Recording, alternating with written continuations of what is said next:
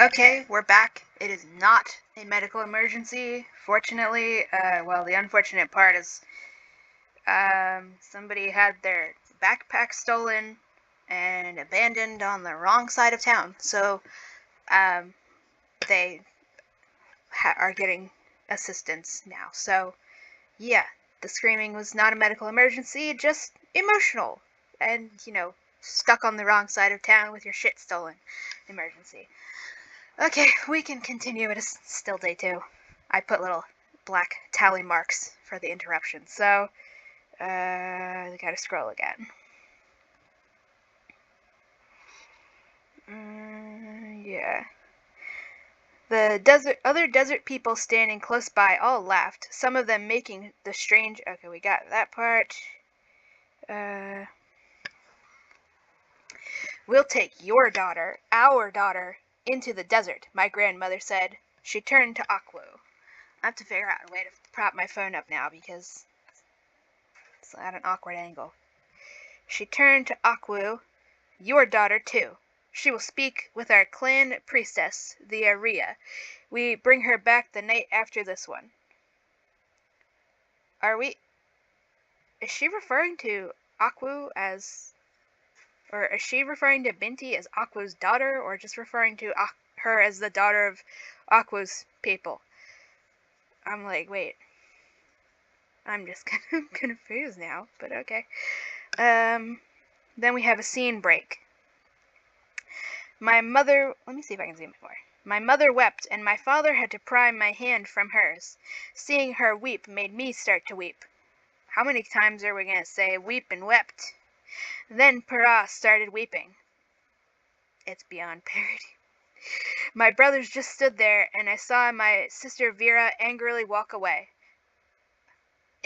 Did he cheat? Is she the only one who is part desert people? Is she are none of her siblings get to go?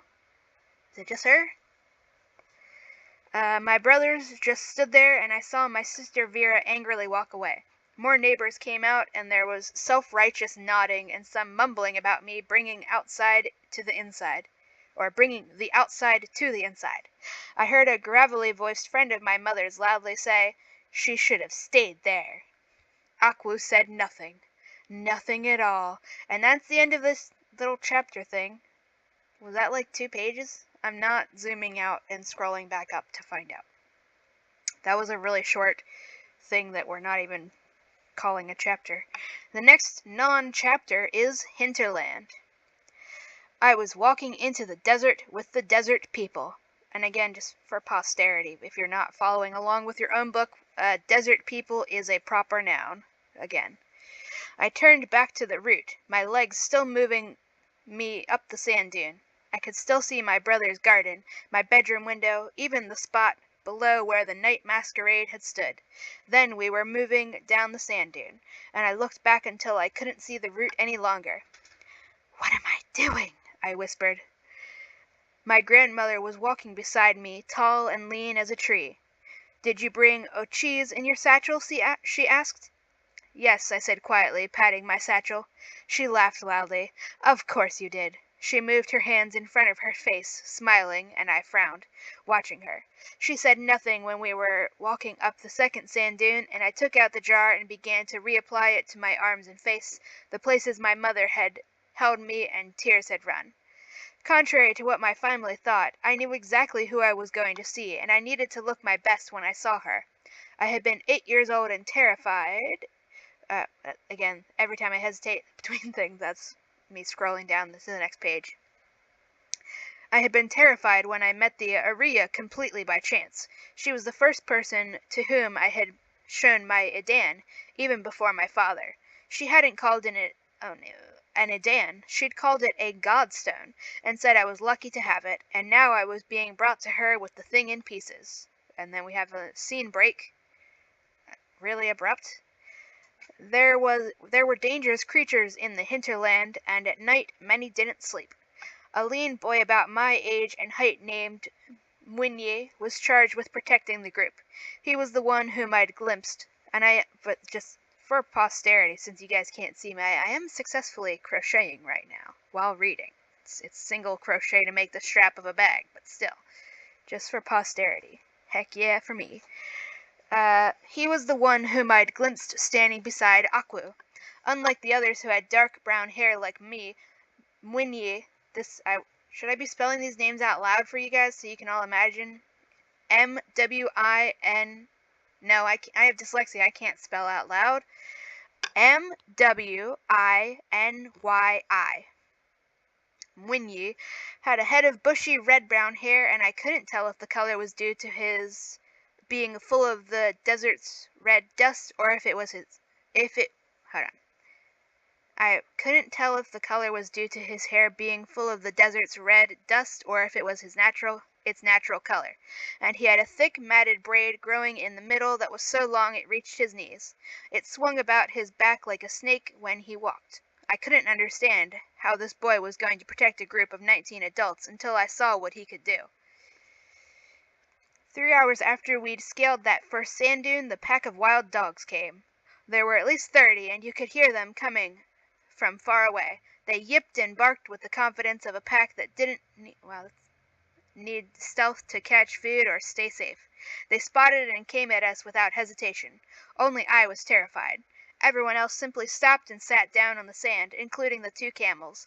My grandmother put her hand on my shoulder to keep me calm. "Shh," she said. Mwinyi was the only one standing. Then he walked right to the dog pack, made his hands moving in the desert people way. Not slowly, not...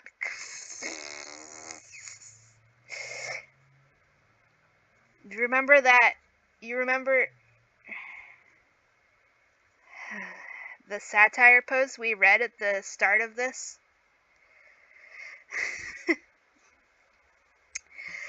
Mwinyi was the only one standing. Then he walked right to the dog pack, his hands moving in the desert people way. Not slowly, not quickly. In the soft moonlight, this sight was mystical, like watching something right out of the stories my father liked to tell during the Moonfest. I couldn't hear him clearly, but I heard him speaking the language of the desert people. He laughed as the dogs crowded him, sniffing and circling. Then Mwinyi said something, and every single one of them stopped moving, and they were looking at him, at his face, as he spoke softly to them. Then, just as suddenly, every single dog looked at us. I gasped and pressed my hands to my gaping mouth. I softly spoke a few choice equations and dropped a degree into meditation, just enough to stop shaking. I'm really baffled by how meditation is being used in here, because, why didn't she just go into meditation as soon as she got scared? If it's makes you smarter and all that, it's just very not clear. Just enough to stop shaking. I wanted to see this with all my senses and emotions sharp. Mwinyi was speaking to the dogs who would have harmed us. Several of the dogs near the back yipped agreeably, took one more look at us, and then went on their way. The others followed after a moment. "He's a harmonizer?" I asked. Fun fact, we're now on page 100. My grandmother looked at me. "We don't call them that." See, this is what I brought up as earlier, for just to make it make sense. Whatever. You get it. I mean, I hope you get it. If you don't, I'll probably explain it at the very end. "We don't call them that." "Then what do you call him?" "Our son," she said, standing up. Mwinyi waved at us and we continued on our way. "Cosmic vibrations. They can do anything. Turn you into a werewolf. Can make a laser... Nobody ever calls them death rays, by the way. They're very specific. And you can communicate with animals. Cosmic vibrations." Mwinyi waved at us and we continued on our way. As we walked, I reached my hand into my pocket and touched the pouch full of my disassembled Edan. Even in pieces, it was as much of a mystery to me now as it had been when I'd found it. ... Oh, that's the end of that little thing that's not a chapter.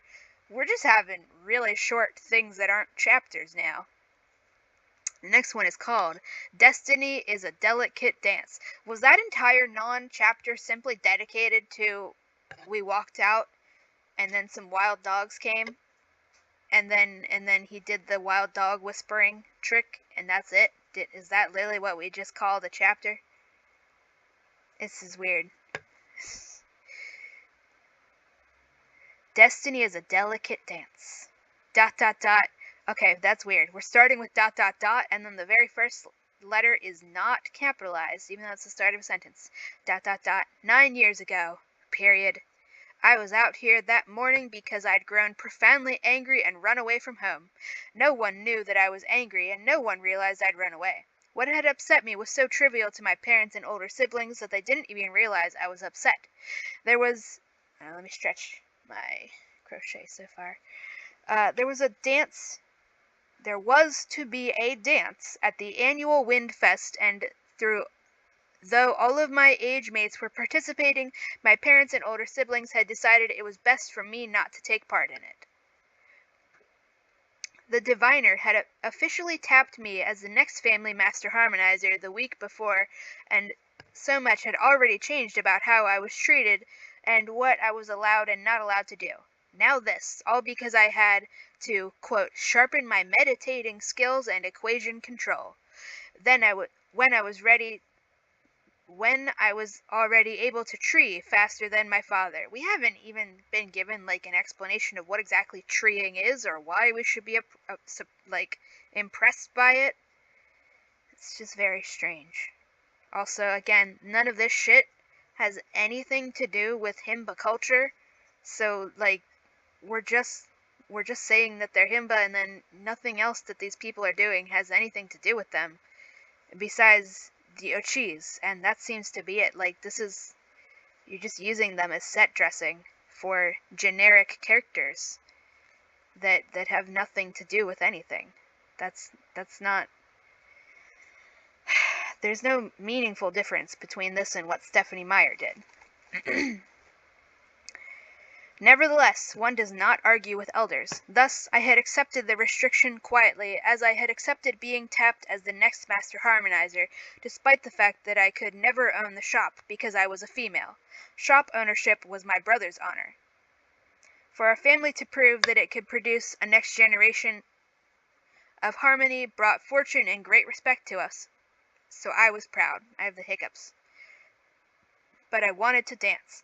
I loved dancing. Dancing was like moving my body in the way that I saw numbers and equations move when I treed.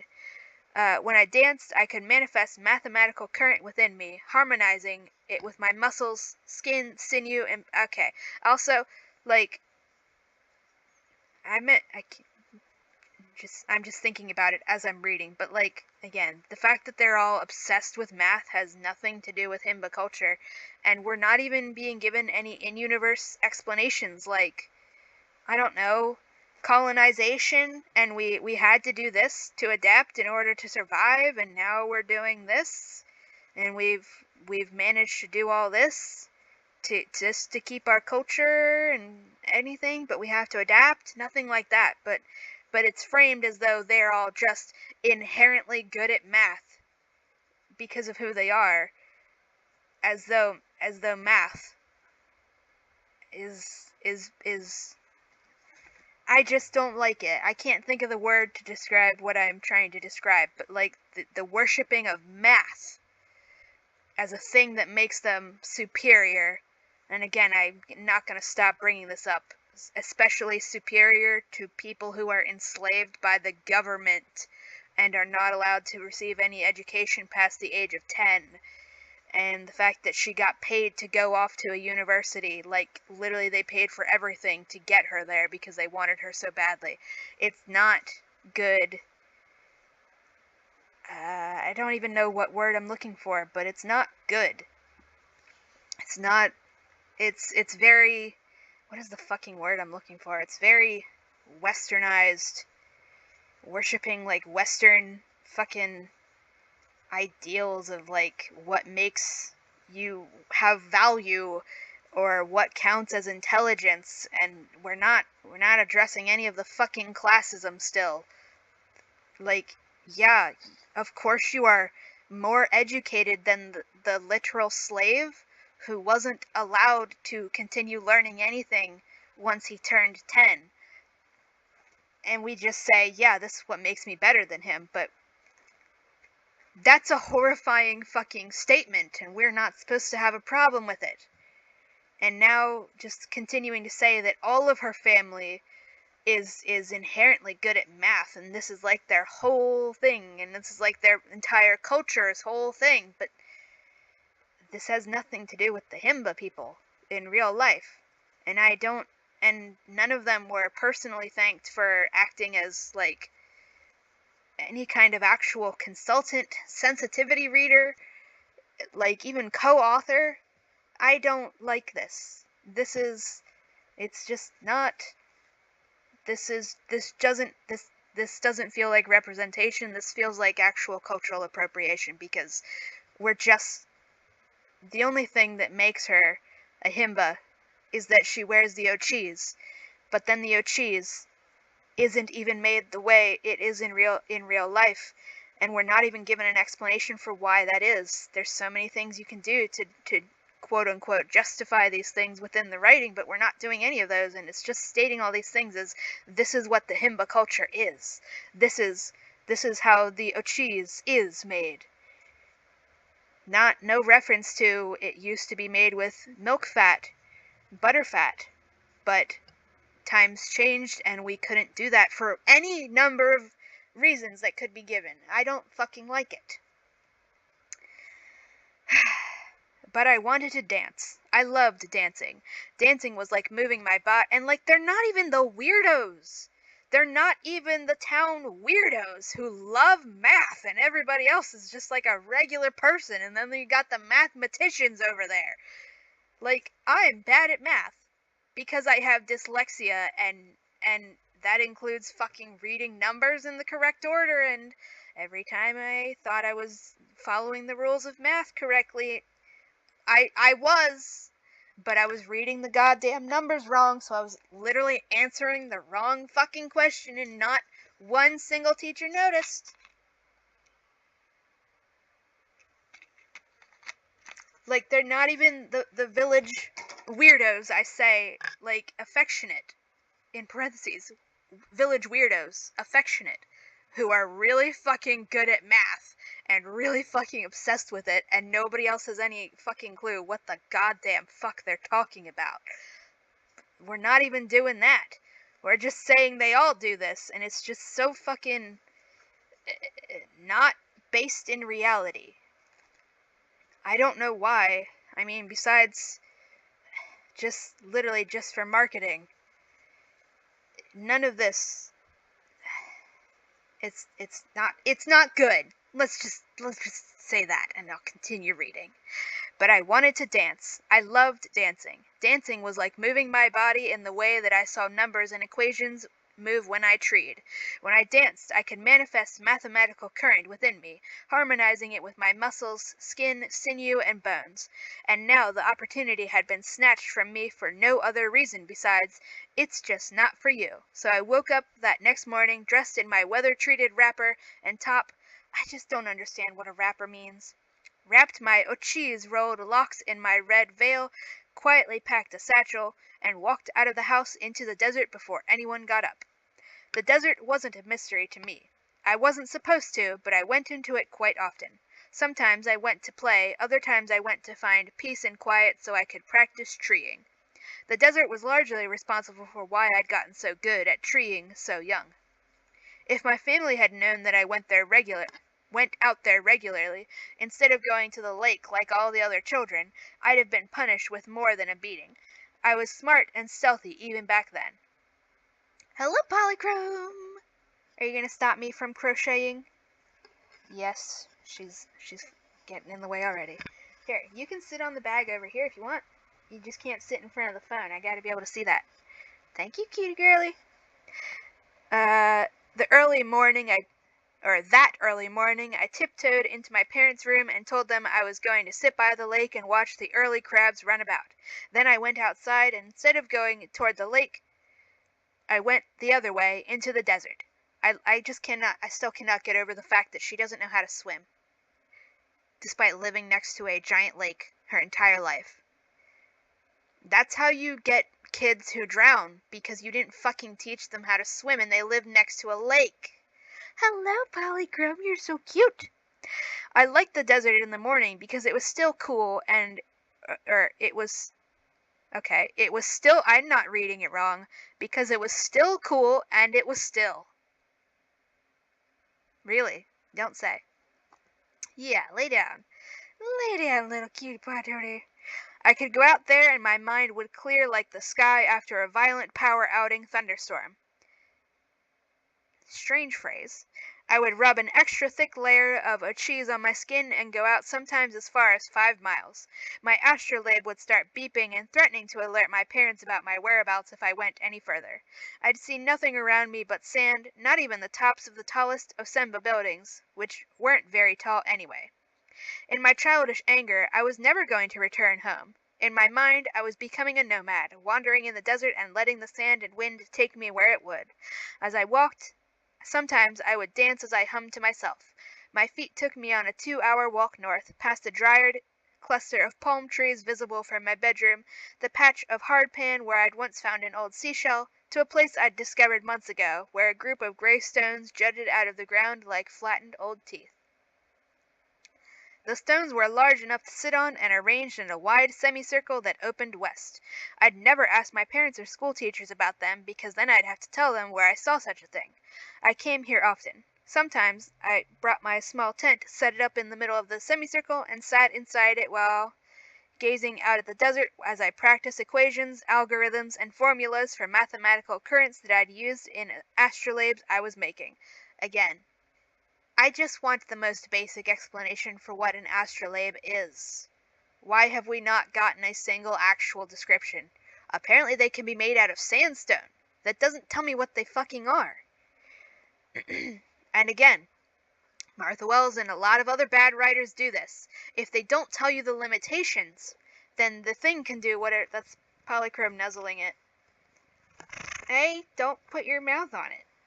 Don't put it in your mouth. You're adorable, but you don't need to do that.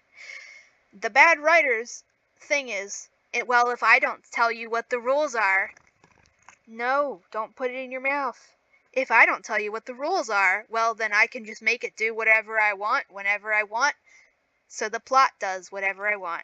You're adorable. Just scoot your little silly face out of my way, please.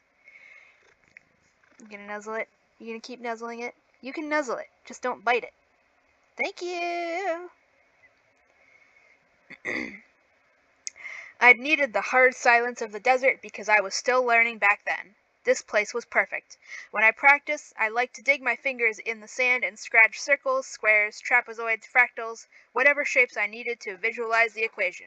This day, when I was 8 years old and had run away, I'd set up my tent beside the furthest stone and my fingers drew circles upon circles. Alright, now I can crochet again, because she has vanished. My eyes were half closed as I watched swirls of sand tumble down a nearby dune. I was whispering a current into being as dividing numbers tumbled through my head. I worked hard not to think about the self-righteous look on my older sister's face as she said, "It's just dancing. You have to start sacrificing things like that now."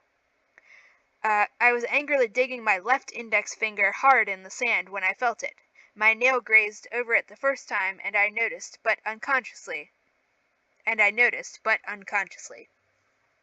I was seeing a short, hazy blue line dancing before me. Tears fell from my eyes. Tears fell from my eyes. Out of nowhere.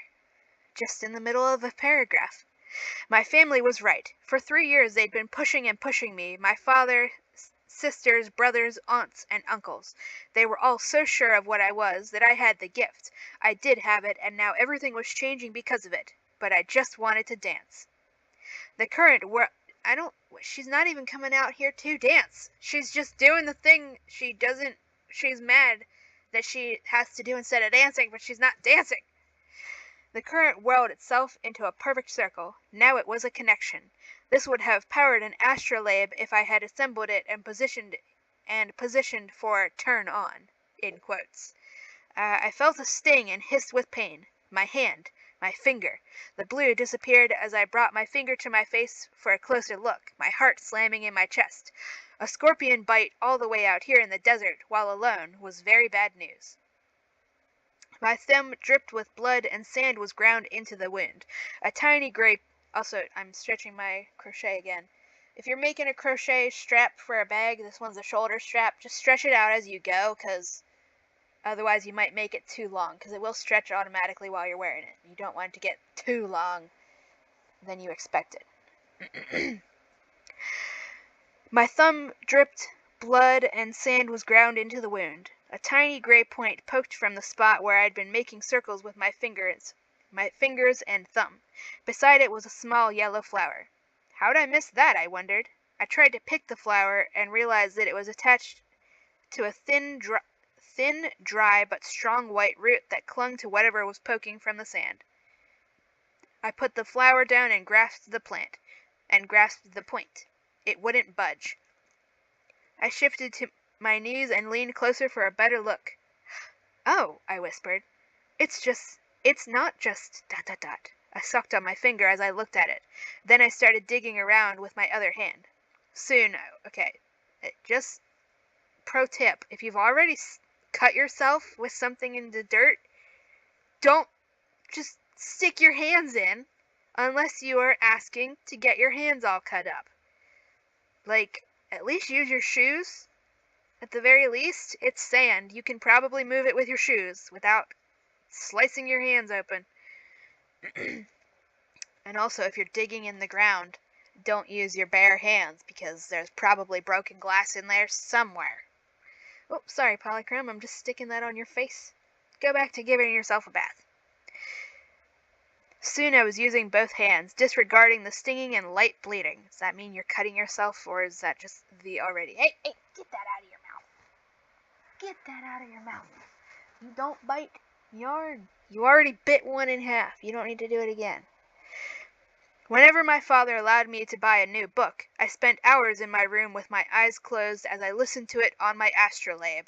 Well, that's a bad fucking sign for the future. Listening to an audiobook is not the same thing as reading. Boy, that's another fucking video.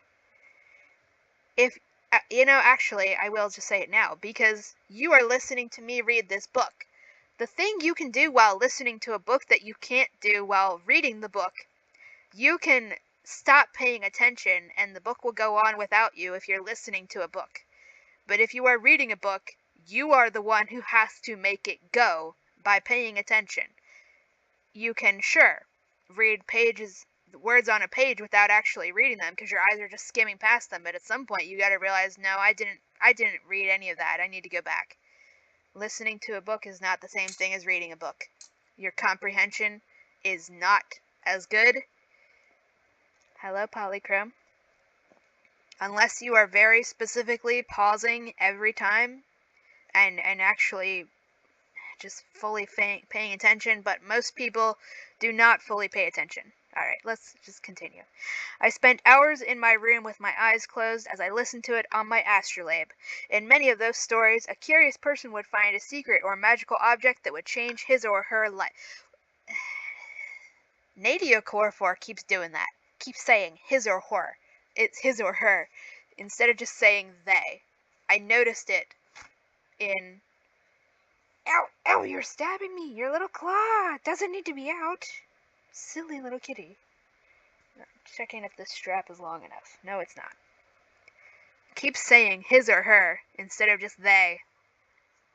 And is that because his or her has more characters, so you can sell it as a novella with less effort?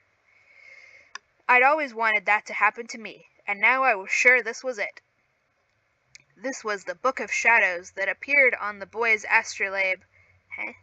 This was the Book of Shadows that appeared on the boy's astrolabe when he pressed too close to a tree that had just been struck by lightning. This was... Okay, that's confusing. If you already have stories about mysterious audiobooks appearing on people's astrolabes, literally, what is the world building of this world? How long have astrolabes existed that you already have stories seemingly common stories about mysterious audiobooks appearing on them from beyond the grave. What is the world building here? What year is this supposed to be taking place in? What are all of the technological developments? And what even the fuck is an astrolabe? It is spelled Astrolabe, but it doesn't seem to have anything to do with the stars, so I don't understand why it's being called astro, or what labe is meant to be referring to. This was the jeweled eagle figurine that the girl bought in the market that caused all the birds to come. This was the plant that began to grow in the old man's bedroom after a strange dust storm. The thing I dug up was a stellated cube. It fit into the palm of my hand and was made, also, if you don't know geometry and shit, stellated means it's got a bunch of points on it. Somebody in the Flatland fandom is just making like all the shapes, and they're fantastic. It's above my head though, so I don't know. I cannot picture a stellated cube. I guess I will just open a second tab and Google that quick. See if that's even the right term.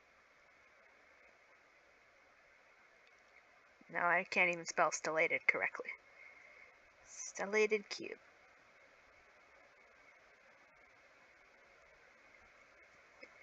Okay, so a stellated cube, it's got the cube shape. You can see all the corners of the cube shape, and then I guess on each flat side there's like a four-sided like pyramid sticking off of that. So imagine a cube, and then on all of the flat sides of the cube, imagine a four-sided pyramid coming up from that, with each of the corners in the middle between all the points of the regular lines on the cube.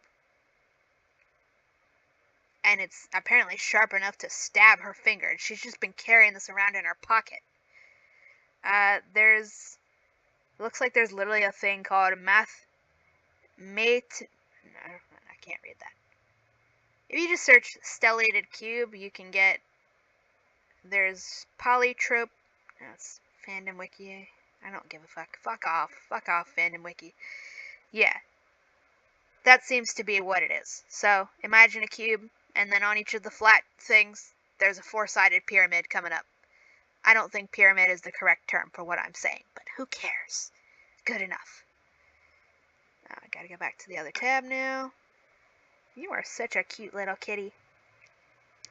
The thing I dug up was a stellated cube. It fit into the palm of my hand and was made of a tarnished metal. There were intricate designs all over it, adept loops and swirls and spirals whose lines never touched each other. I turned it over this way and that, marveling at its complex, pointy shape. "What is this thing?" I whispered, awed. I knocked off the remaining sand and used some of my ochis to polish it. This worked better than I expected, for soon its tarnished appearance changed to one of amazing shine, and each time I moved it, it produced a soft sound, like the low, husky voice of a woman. It was a little scary and fascinating. There was somehow old current in this thing. Nevertheless, the more I moved it, the softer the sound, until it stopped altogether. Father's eyes will bug out when I Aww, Polychrome is using my hand as a pillow. That means I can't crochet because she's too cute to disturb. Father's eyes will bug out when I show this thing to him, I excitedly thought, and that was how I decided that I was not running away after all. I couldn't wait to hear what he had to say about the mystery device I'd found, or if he could tell me the best way to study it. Nope, I shall continue crocheting. I'll just be careful not to move my hand that much. Maybe I can get it to do whatever it was made to do, I thought. Nope, cannot crochet, because that moves that hand too much for her to use it as a pillow. I thought. I giggled to myself, sitting on one of the stones and holding the strange thing to my face. When someone tapped my shoulder, I nearly screamed, and when I whipped around and saw the tall, dark-skinned woman with a corona of black hair so huge that it blocked out the sun shining behind her, I did scream. My God. I jumped to my feet and nearly fell over my satchel. She was one of the desert people. She looked 10 feet tall, and everything about her, from her hair to the light sheer blue cloth wrapped around her head to her flowing pants and top, made made of the same blue material, was blowing... Huh? And everything about her, from her hair to the light blue cloth wrapped around her head to her flowing pants and top, made of the same blue material, was blowing in the soft breeze. Okay, so everything about her is being moved by the wind. That was a long sentence that was confusingly worded. Slung over her shoulder was a small capture station. Oh, is this the same fucking universe as Nor? Why weren't we just told that? Again, there wasn't even good world building in Nor, even though it's supposed to be standalone, which means it's supposed to deliver us all the info we need. But are we going to describe a capture station in here? Because if not, I'm not going to describe what few things we were told about them in Nor either. Slung over her shoulder was a small capture station, its catch bag, and a blue, old-looking backpack. I squinted up at her in the sunshine. She was so very tall and so blue. The tallest person I'd ever seen. And somewhat old, like my mother's mother. She grasped a thick, gnarled walking staff with her long-fingered hands, but she wasn't leaning on it. "What are you doing out here?" she asked. Her voice was dry and commanding, also like my grandmother, and I immediately stood up straighter. This, this is where I, please, my, Oh, shut up, child, she sighed. Forget I asked. She rested her staff on her side and began doing that which I'd heard the desert people did. She moved her hands this way and that, like a child swatting at a fly. I took the moment to quickly look around. There were no others. Could I outrun her? The woman wore no shoes. How can she stand the hot sand? "Binti," she said, "daughter of Moagu, I'm going to spell it, Moaoogo, daughter of Moaugo, I will say that. "Binti," she said, "daughter of Moaugo, Dambu, Kaipa, Okechukua." I gotta hold up the phone. Sorry, little kitty. Okechuku.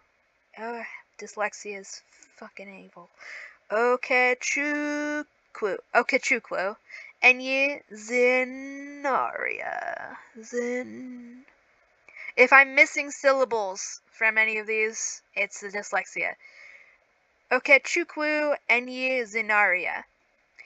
"That's my name, my father. How do you know?" I whispered. I'd decided that there was no way I could outrun the woman. She was old and carried a staff, but something told me she was strong like a man. Wow. Strong like a man, and she didn't use that staff for walking. "Do you know who I am?" she asked. "A desert person?" Not proper noun. She nodded, working her hands before her. It was as if they weren't even part of her body. In my pocket, my astrolabe buzzed. The sun had just reached its highest peak, and it was best to sit in the shade for the next hour. I reached into my pocket to stop it from buzzing. "I journeyed all the way to this place so I can think," the woman said. I did too," I said. And for a moment we stared at each other. "Polychrome, are you actually going to lay down, or are you just going to be hyper?" She's like looking around at everybody. "I've been coming here since before your mother was a thought in your grandmother's womb," she said, with a chuckle. "What is that you found?" I grasped it more tightly and took a step back. "Nothing. A pretty chunk of metal." I felt sweat prickle in my armpits. To lie to an elder is a sin. "Don't worry," she said. "I'm not going to take it from you." I never said that." "I know your grandmother, Binti." I nearly dropped the Idan when I looked at her with surprise and understanding. My father's mother was a desert woman, and he never spoke of her. Himba men did not wear ochis, but again, this is what I mean. Like, we're just stating this as fact. Let me get a drink. My mouth is dry. Sorry, little baby, I gotta steal your pillow, which is literally my arm.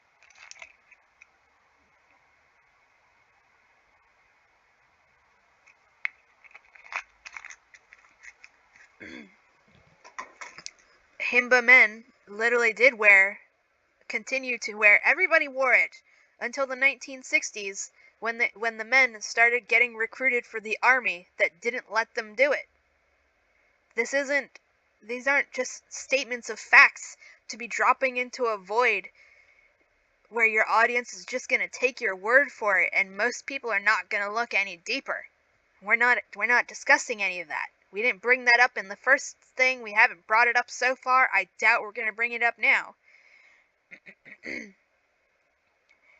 Himba men did not wear ochis, but sometimes they use it to palm roll or flatten their hair. My father used it to flatten his coarse bushy hair, to mask it.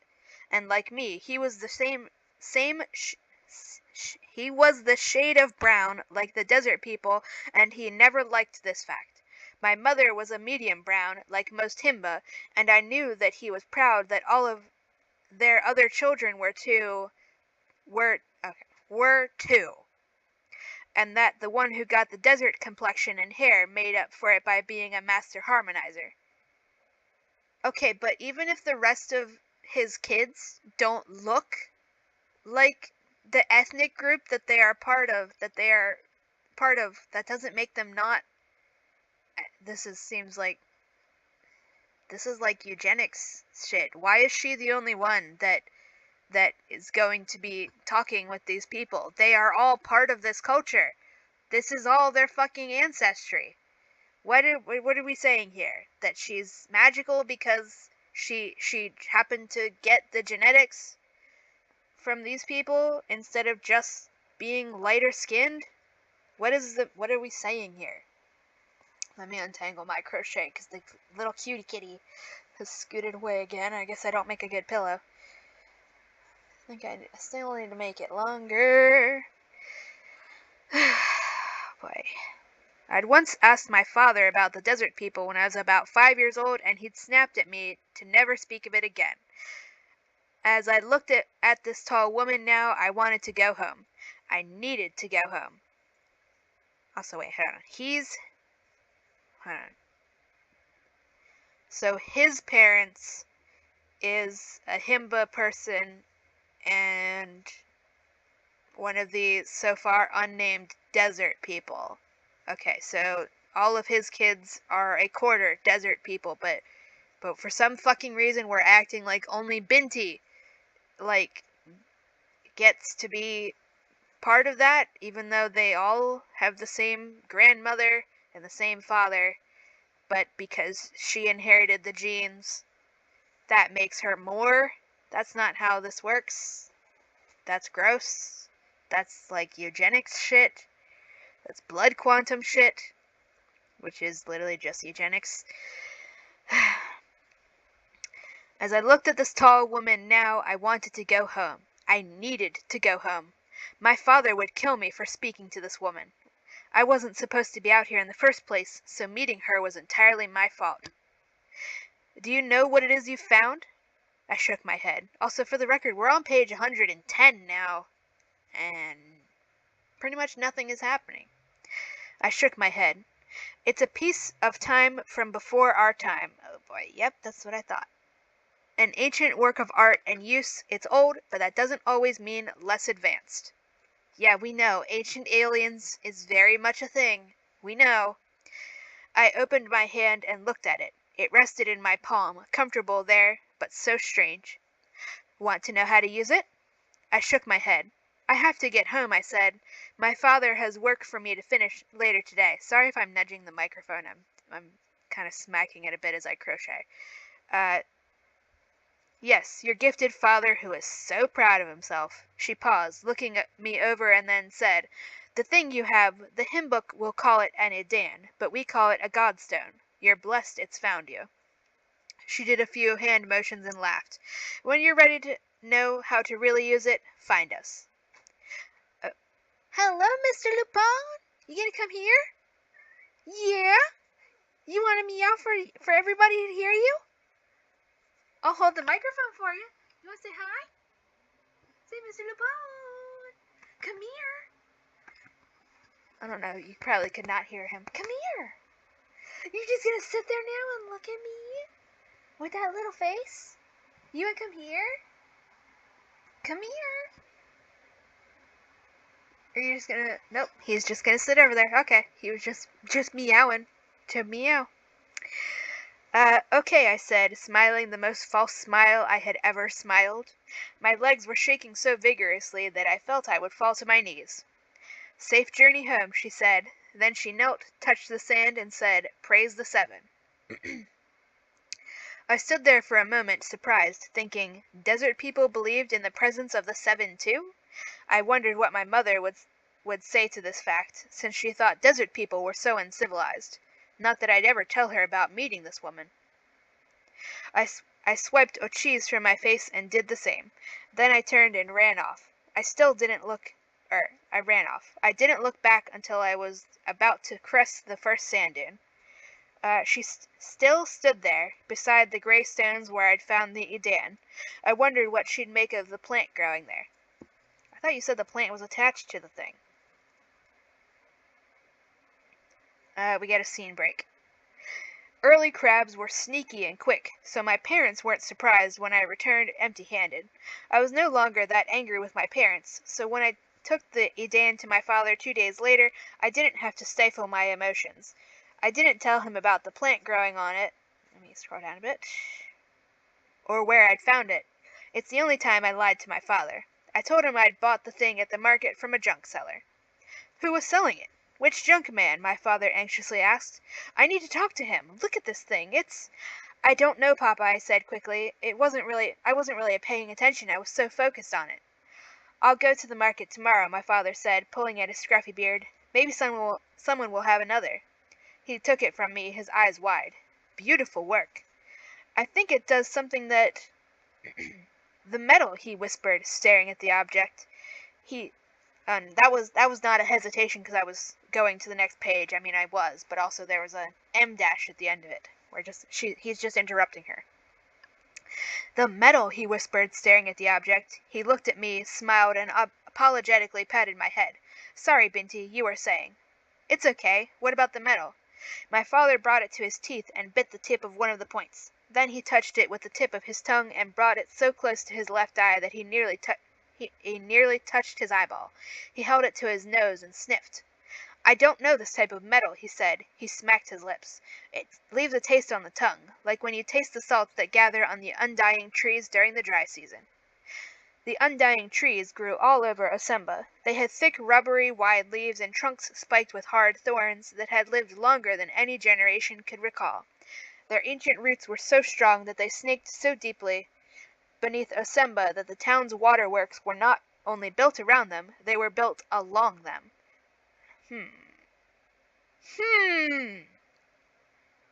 The undying trees led the founders of Osemba to the only drinkable source of water for 100 miles. We're just going to pause quick so I can grab the other bag I already made to measure that strap. So BRB.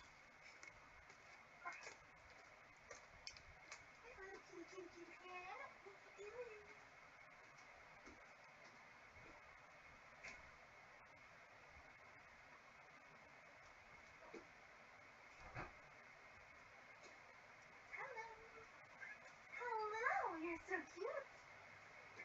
Yeah, you're so adorable. Such a talking little baby. Why don't you do this for the microphone? You come meow for the microphone? You come here? Come here. He doesn't want to talk for the microphone. He just wants to chirp at me. Like a little cute baby. Okay, I'm checking this measurements quick. Can all this weight.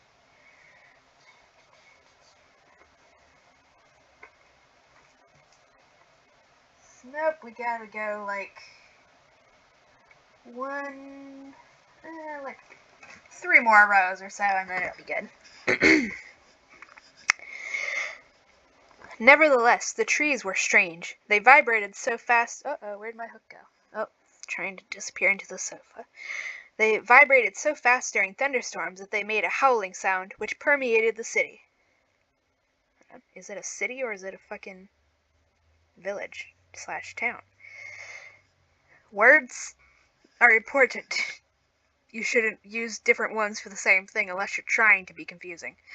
During dry season, they produced salt on their leaves, which was used by healers to cure and treat all sorts of ailments. Life salt, it was called. The device I'd found tasted like life salt. Like, I don't know what life salt could be referring to, but is this like supposed to be like a post-apocalyptic thing? Or are we 1,000 years in the future? Multiple thousands of years in the future? I just don't really, there's no world building here. And it's not helping anything. It's not improving the story to not just simply not be told these things. It's just making it confusing for no good reason. Like, again, a lot of really lazy bad writers are being convinced that not doing world building makes their writing clever, but like, not doing world building will literally never improve your writing. It just makes it shallow and will always limit the impact it can ever actually fucking have. It's an Idan, my father said, and I'd nodded like I'd never heard the word before.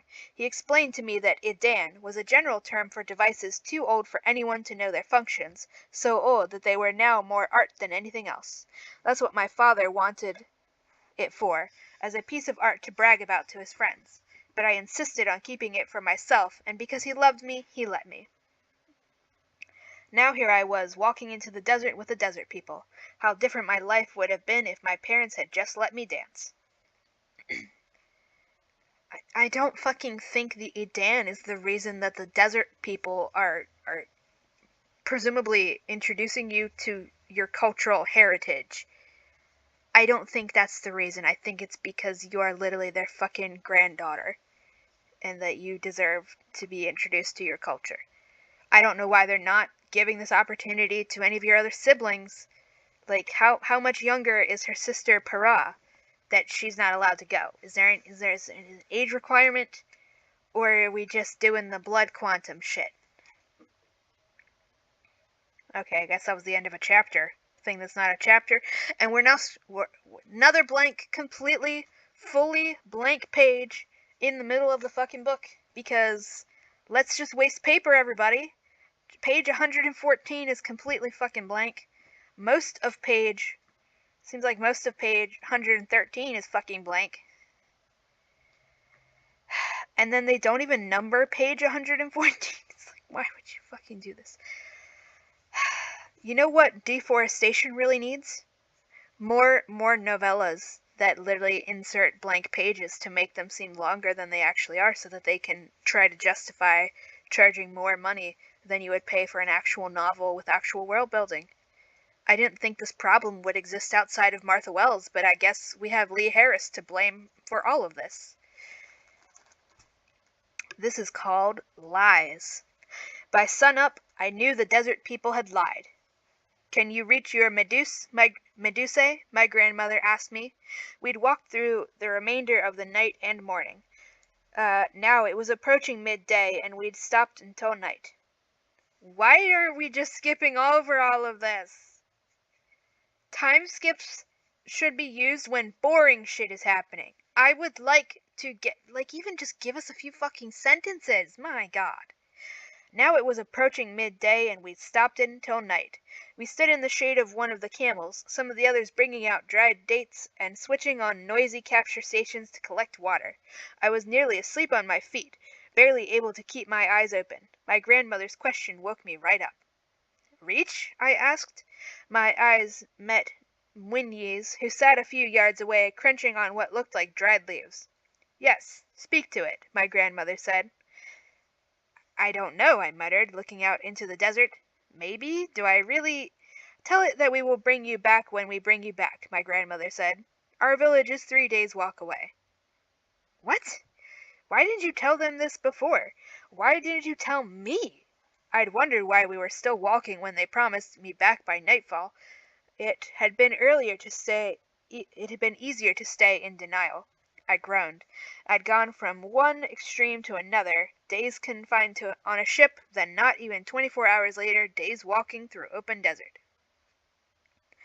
Sometimes it's best to tell people what they need to hear, my grandmother said. Can't someone go back and tell them? I don't know if I can tell Aqua anything detailed. I breathed, my heart starting to beat the talking drum. What if I can't do... And then we get another M dash, which is appearing more and more frequently. It's up to you, Binti, she said dismissively. She spoke over her shoulder as she walked to the two women who'd just set out a large bowl of dried dates. You do it, or you don't. My grandmother wasn't offering me any real choice.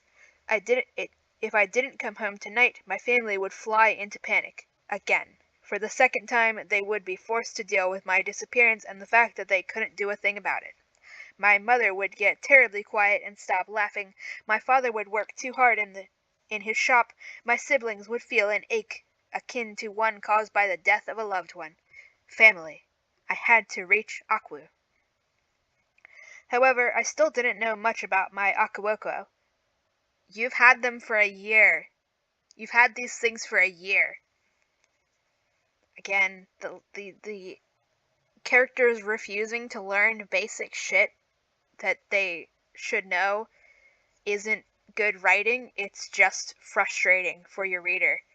Like, you better have good fucking reasons that the characters don't know how to do the things that they absolutely should know how to know. Know how to know? Yeah, that's the sentence. Your characters need a good fucking reason for it. Martha Wells keeps doing this shit, saying, oh, Murderbot doesn't know how to do XYZ, and it just keeps complaining about not knowing how to do the XYZ, and it's like, motherfucker, Murderbot pirates literally everything. You're telling me it has never bothered to look up fucking tutorials on how to fly a fucking helicopter?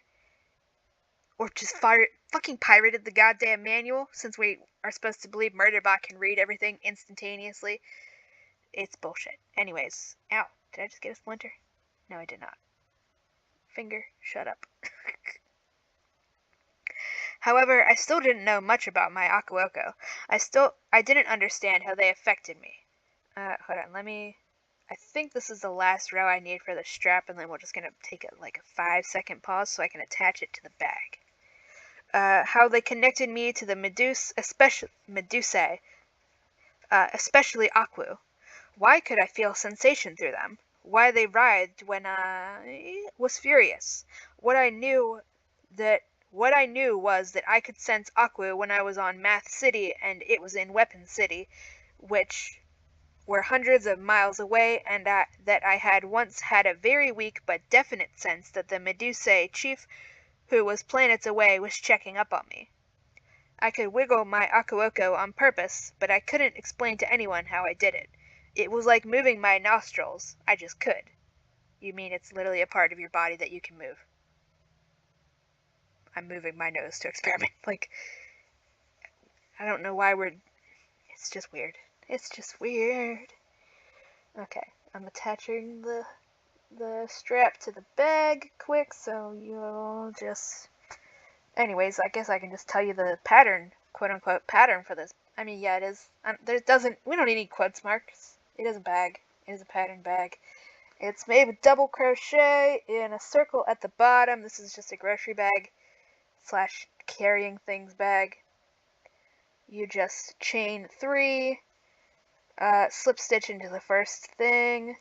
I'm narrating this while I'm just attaching it quick. Whoops, smacking the thing with the crochet hook.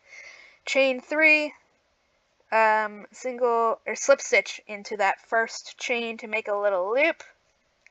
You can stick your finger through there so it stays open. And then double crochet however fucking many times you want into that loop until you get a little circle shape. The more times the better. You want at least 8. You can... doing more will help later. Slip stitch if you'd like doing it in rows like I do. Slip stitch to form the thing, or just whatever you do to make a next row. First round, aside from that, is just 2 double crochets in each of the stitches you made on the first thing. Next one is 2 in 1, and then just 1 and 2 in 1, etc. all around. Main deal is that as you go out, you are doing more regular single stitches in each thing. Just think of it like spokes on a wheel. They're closer together in the middle, and they are further apart the wider out you go. So whenever you make the 2 stitches in a single stitch, you can imagine that as the spoke of a wheel. When you get to a certain point, you don't even have to count anymore. You can just look and then look at the stitches, and then just put your 2 stitches in one where the second stitch is on the one you did before that. The simple way you can just write it down is like little straight lines and then V's to indicate what goes where. Alright, just gotta make a little thingamajiggy quick. And cut the string. And then I guess I'll make another one because a lot of people really like these. So I'm giving them to people because everybody always forgets to bring their reusable shopping bags. So I tell them, well, I handmade these. That'll motivate you to use them, right? And they're like, yeah, I'll remember that. I'll think, yeah, you literally made it by hand. So that will motivate me to actually bring it, and it seems to be working for the two people I've said that to so far. So yeah, and I'm using one of the crochet hooks I made myself by carving it from wood. I didn't write down which wood this was, but I think this is popcorn tallow / Chinese tallow. Alright, that bag is done. Coolio. Now I'm just gonna make another one. I can continue reading once I get the start made quick. Hold on. Also, if you are looking at the MS Paint, that's a drawing of Mr. Krabs from SpongeBob saying, "Give it up for day 3." Well, in this case, day 2, but if you've seen the show, you know what I'm talking about. Alright, so I've just chained 3. Now we're slip stitching. This is not a crochet video, I promise. I'm just narrating as I do it. Now we're slip stitch into the first one. Now I chain 2 to start the rounds of double crochets. I'm just going to count because I gotta say something so you're not sitting there in silence. So we do 1 double crochet. We'll just see how many I can fit. 2 double crochet, and it really does not matter how many you do in this first one, except that the better, or the more the better, because then there's fewer rows you have to make the bag as wide as you need to. So I have lost count. We got a bunch of them. We got 1, 2, 3, 4, 5. I think 6, 7.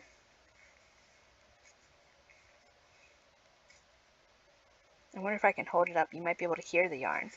Whoops.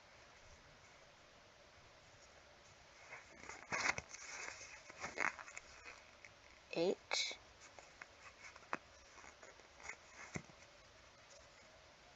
9.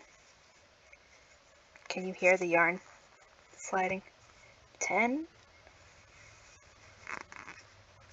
Squeaking a little bit because I'm trying to fit as many in here as possible. 10 is like starting to be the limit. 11. We can get at least 12, I think. Yeah, it doesn't matter how many you do, but just fit as many as you can, because then you'll just have to make fewer rows because you're already starting off with a bigger center. So, if you hear the yarn squeaking. This is acrylic yarn because I'm still using up the yarn that I got for free a bunch of years ago. Preferably in the future when I actually buy yarn, it will be cotton or something. Alright, we got 12 in there. I think maybe that was 13. And then we're just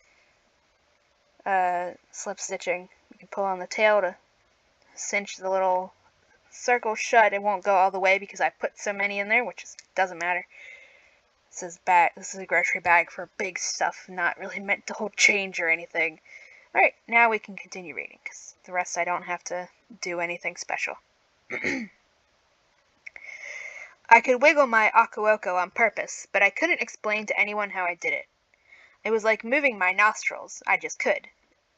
In this way, while petting the shaggy fur of the camel beside me, I reached out to Aku. I thought about it, willed it. Seconds passed. Nothing. I sighed and glanced at my grandmother, who was watching me. I looked up into the blue sky and spotted a ship from afar that was leaving the atmosphere. A mere speck. A launch port was maybe 100 miles away. I wondered if it was the third fish. No, I thought, the third fish is giving birth soon. I shook my head. Focus, I thought. Aku. I imagined the tent my father had set up beside the route, how it was full of the gas that the Medusae breathed. Oh, one more crochet tip. If you do it in rows like I do instead of in the round, assuming I'm not getting those terms backwards, when you chain 2 to start if you're doing crochet or double crochet, and then you always put another stitch in that same first thing, because otherwise you end up with an awkward gap there. If you are counting, you don't count that. That is 0. So then the next thing you do is 1.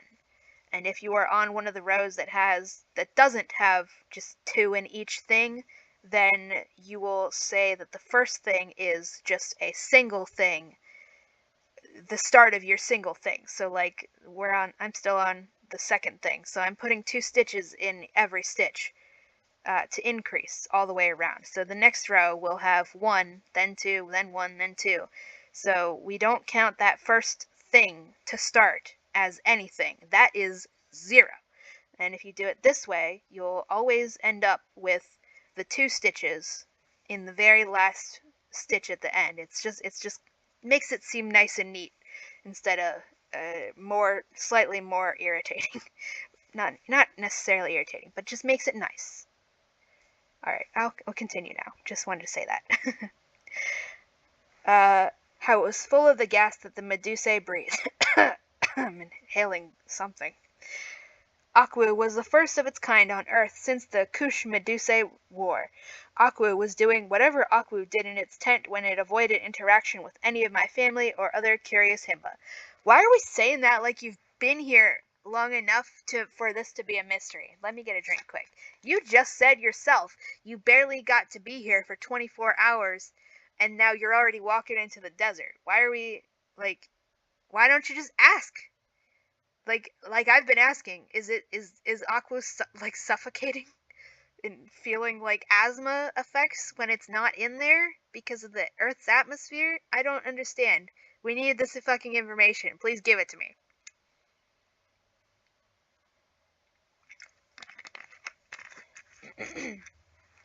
And I softly slipped my mind into a set of equations that reminded me of space and movement across small lengths of it. Now I reached out again, my hand flat on the camel's rump, slowly moving up and down with its steady breathing.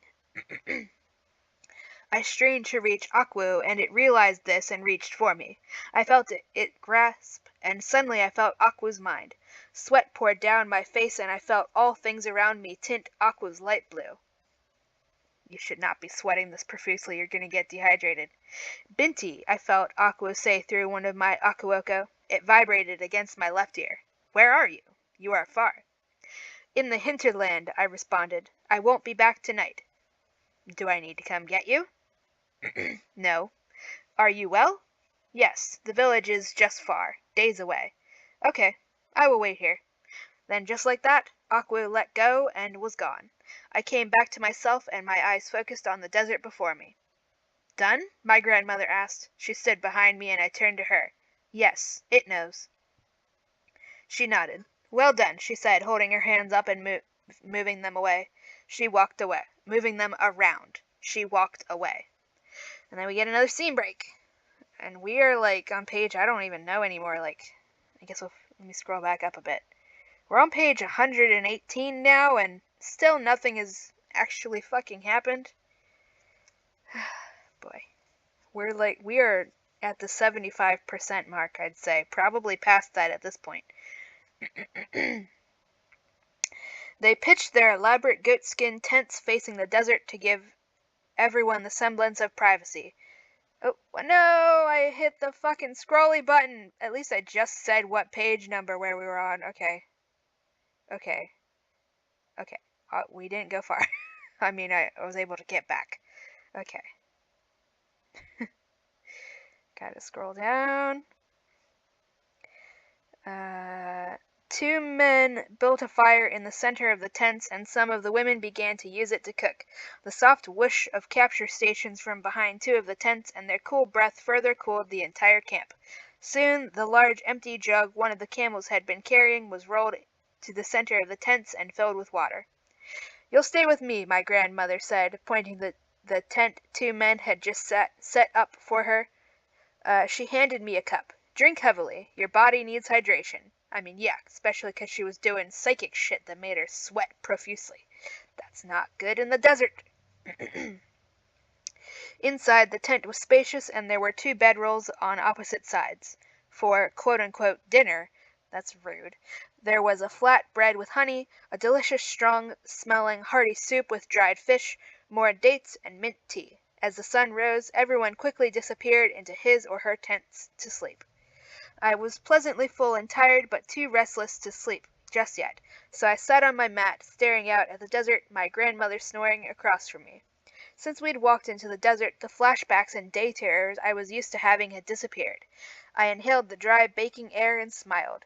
We can't...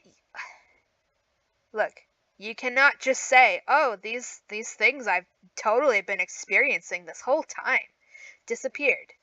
Like, we got told, I think, about 2 of them. That's not enough to say they've disappeared. I inhaled the dry, baking air and smiled. The healing properties of the desert had always been good for me. My eyes fell on Winyi, who'd been watering the camels and now sat out on a sand dune facing the desert. His hands were working before him. I got up and walked over. He looked at me as I approached, turned back to the desert, and continued working his hands. I paused, wondering if I was interrupting. I pushed on. I had to know. Plus, I'd seen several of them talking and laughing as they moved their hands like this, so I doubted it was like prayer or meditation. Hi, I said, hoping he'd stop moving his hands. He didn't. You should get some sleep, he said. I cocked my head as I watched him.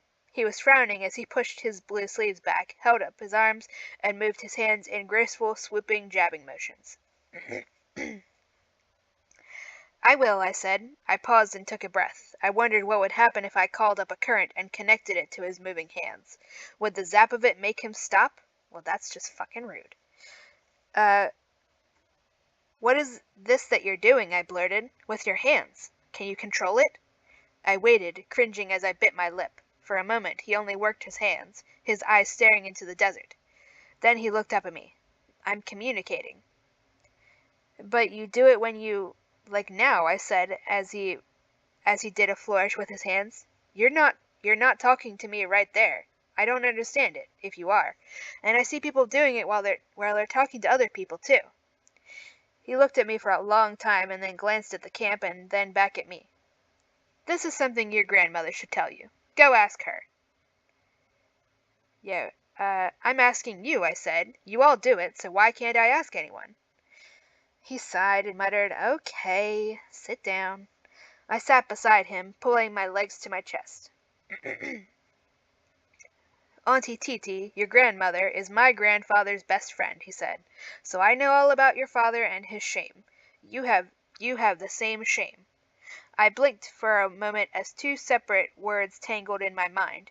Back when I was on the ship with the Medusa, they had referred to the Adan as shame, and now here was that word again, but in a completely different context. I don't understand. And then we get interrupted. She's getting interrupted with an M dash.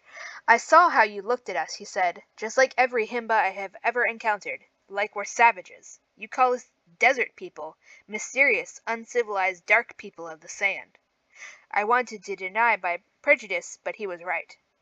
And again, just because we are undoing this now doesn't mean the statement completely left on its own without any criticism whatsoever is... You can't undo that. You already said that without any goddamn pushback. Despite the fact that you are darker like us, have the crown like us, have our blood, he said, I wonder how surprised you were when you saw that we could speak your language as well as our 3 languages. Desert people. Do you even know the actual name of our tribe? Okay, fine, so we are finally acknowledging that, but as, again. That fucking racist statement should not have come up in the first story at all if it was not going to be dealt with in the first story. Because this is a completely separate story that came out. It took 2 years after that first racist statement to get this. And anybody who was actually hurt by that racist statement is probably not going to read this. And again, the only reason I am is so that other people are aware of the bigotry exactly like that's in these books, because nobody else seems to be talking about it, at least not in video format. So somebody needs to. Especially because, like, I don't do fucking TikTok, but apparently video format is the way to get people to talk about shit like this. I shook my head slowly. "We're the Enyi Zinaria," he said. "No, I won't translate that for you." He looked directly at me, into my eyes, and I didn't turn away. I wanted an answer to my initial turning question, and I knew when I was being tested. There is nothing like being a harmonizer and looking directly into another harmonizer's eyes. Nothing. Everything around us dropped away, and there was a sonorous melody that vibrated between my ears that was so perfectly aligned that I felt as if I were beginning to float. "I only know what I am taught," I whispered. "That's not true," he said. I met one of you once," he said. I said. "We know," he said. "And was she a savage?" "No," I said. "So you knew that back then?" "Okay," I said, shutting my eyes and rubbing my forehead. "Okay." He chuckled. "When we heard about what you did, we all cheered." "Really?" He turned away from me, finished talking. "You should go. Get some sleep." "Answer my question first," I said. "Please." I said. We're communicating." "With who?" "Everyone." "As you speak to me, you're speaking to others?" "It's the same with your astrolabe," he said. Uh, can't you use it while you talk to other people?" "But no one is here." "I was talking to my mother back in the village," he said. "She was asking about you." "Oh," I said, frowning deeply. "So you can speak like how I speak to Akwu?" I don't know why this is all coming as a massive shock to her, but again, we haven't been told what astrolabes are, and this character doesn't even question basic shit that she should know, but whatever. He paused and moved his hands. Then he turned to me and flatly said, "Ask your grandmother."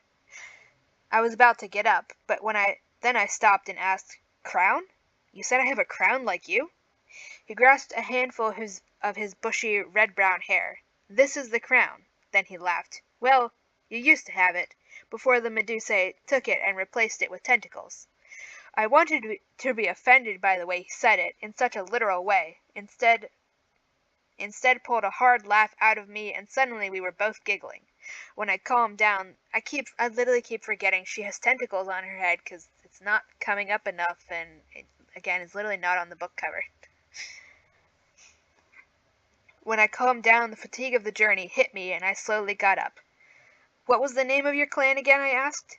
"You're Himba. I'm Enyi Zinaria," he said. "Enyi Zinaria," I repeated. He nodded, smiling. "You pronounced it well." "Okay," I said, and went back to my grandmother's tent, lay down, and was asleep within seconds. We have another scene break. We're now on page 123, in case I scroll by accident again. "Get up, girl." I opened my eyes to my grandmother's face and the sound of the tent walls flapping in the wind. I stared into her eyes, blinking away the last remnants of sleep. When I sat up, I felt amazingly well rested. The cooling breeze of evening smelled so fresh that I flared my nostrils and inhaled deeply. I had slept for nearly 6 hours. My grandmother smiled, the strong breeze blowing her bushy hair about. "Yes, it's a good time to move across the desert." Oh, hold on. I realized I have 2 strands of yarn together, and I don't need to have 2 strands of yarn together. I was only doing that so it would match the thickness of the other yarn that I used to start that one, so I'm undoing that quick. Not that it matters to any of you, but whatever. The desert looked absolutely stunning, bright moonlight and soft travel of the sand, blending to make the ground look otherworldly. I could hear the others talking, laughing, and moving about, and the 2 camels roaring as they were made to stand up. The smell of flatbread made my stomach grumble. "Grandma," I said, "please tell me why the Enyi Zinaria speak with their hands." Let me try and separate the yarns quick, just so I can get them separate. I'm doing this backwards. I got these colors completely mixed up. Okay, we're good now. Her eyes grew wide for a moment, and I quickly said, I've been planets away and learned about and met people from other worlds. It's wrong that I don't even know my my own people. I let out a breath as the words sunk into me. They were the truth now, a truth that had been different a day ago when I had been ashamed and quiet about my blood. Seeing the night masquerade had lived up to its mythology. To see it did signify immediate drastic change. Walk with me, my grandmother said. Then she left the tent. I followed, grabbing my satchel. As we walked away from the camp, I saw two of the men go to our tent and start breaking it down.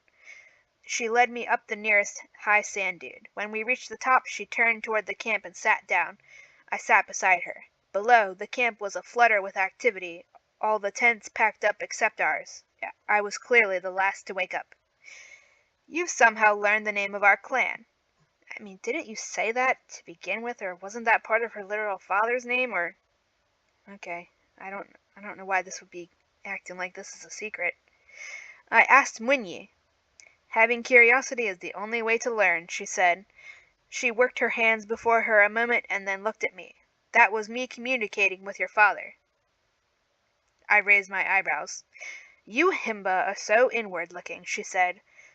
Cocooned around that pink lake, growing your technology from knowledge harvested from deep within your genius, you girls and women dig up your red clay and hide beneath it. You're an interesting people who have been on those lands for generations, but you're young people. The Enyi Zinaria are old Africans. Let me wind up this ball of yarn quick, and this is very... No, I don't like this. Can you hear the yarn? Whoops, as I smacked the entire microphone. Winding this. Now I have to go and find another thin strand of yarn to put with this purple because it's too thin to use by itself, but I don't want to use the regular purple, so I'll be right back again. Thought I had a seafoam out here, but I guess I used that all.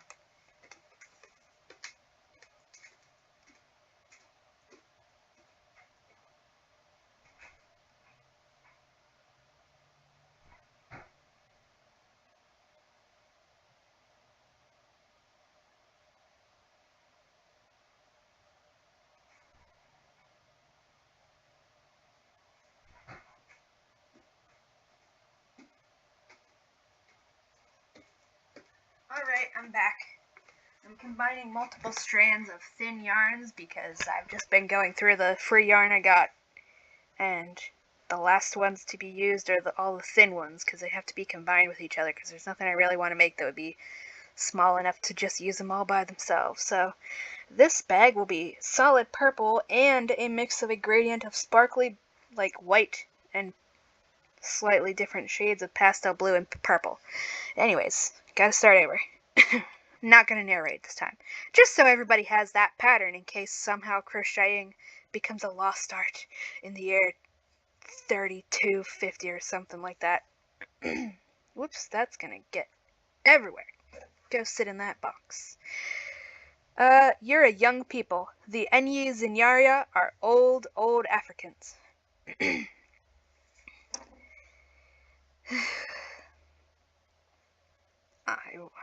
Yep, let's just keep reading. And contrary to what you all believe, we have technology that puts yours to shame, and we have had it for centuries. She paused, letting this news sink in. It wasn't sinking into me easily. All that she'd said was so contrary to all that I'd been taught that I'd begun to feel a little dizzy. You are constantly feeling a little dizzy, Binti. I think you may have some health issues. But we don't. I don't think she's meant to genuinely be portrayed as disabled, but she keeps getting dizzy about like everything. I think she has, like, my mom has narcolepsy, and I can't remember if it's part of narcolepsy, but like, you know how that stereotype of, people faint when they get excited. Usually in these days, it's just misogynistic caricature of only women, but like back in medieval times, they had equality. Everybody, men, the most macho man would get dizzy and faint if he got too emotional. It was a whole thing. It's just show drama. And how manly man he is. And how emotional. Sir Lancelot collapses like a fucking sack of flour. My mom has narcolepsy, and I cannot remember the name of the thing, but she literally has a thing, especially when she was a kid, where if she got like a sudden emotional thing, it would literally make her faint because it like all of this shit in her brain is just like, nope, you're turning off. I think that is maybe managed with her narcolepsy medication, because she's actually getting the correct amount of sleep. I can't remember, but I'll ask her at some point. Yeah, that's a whole thing.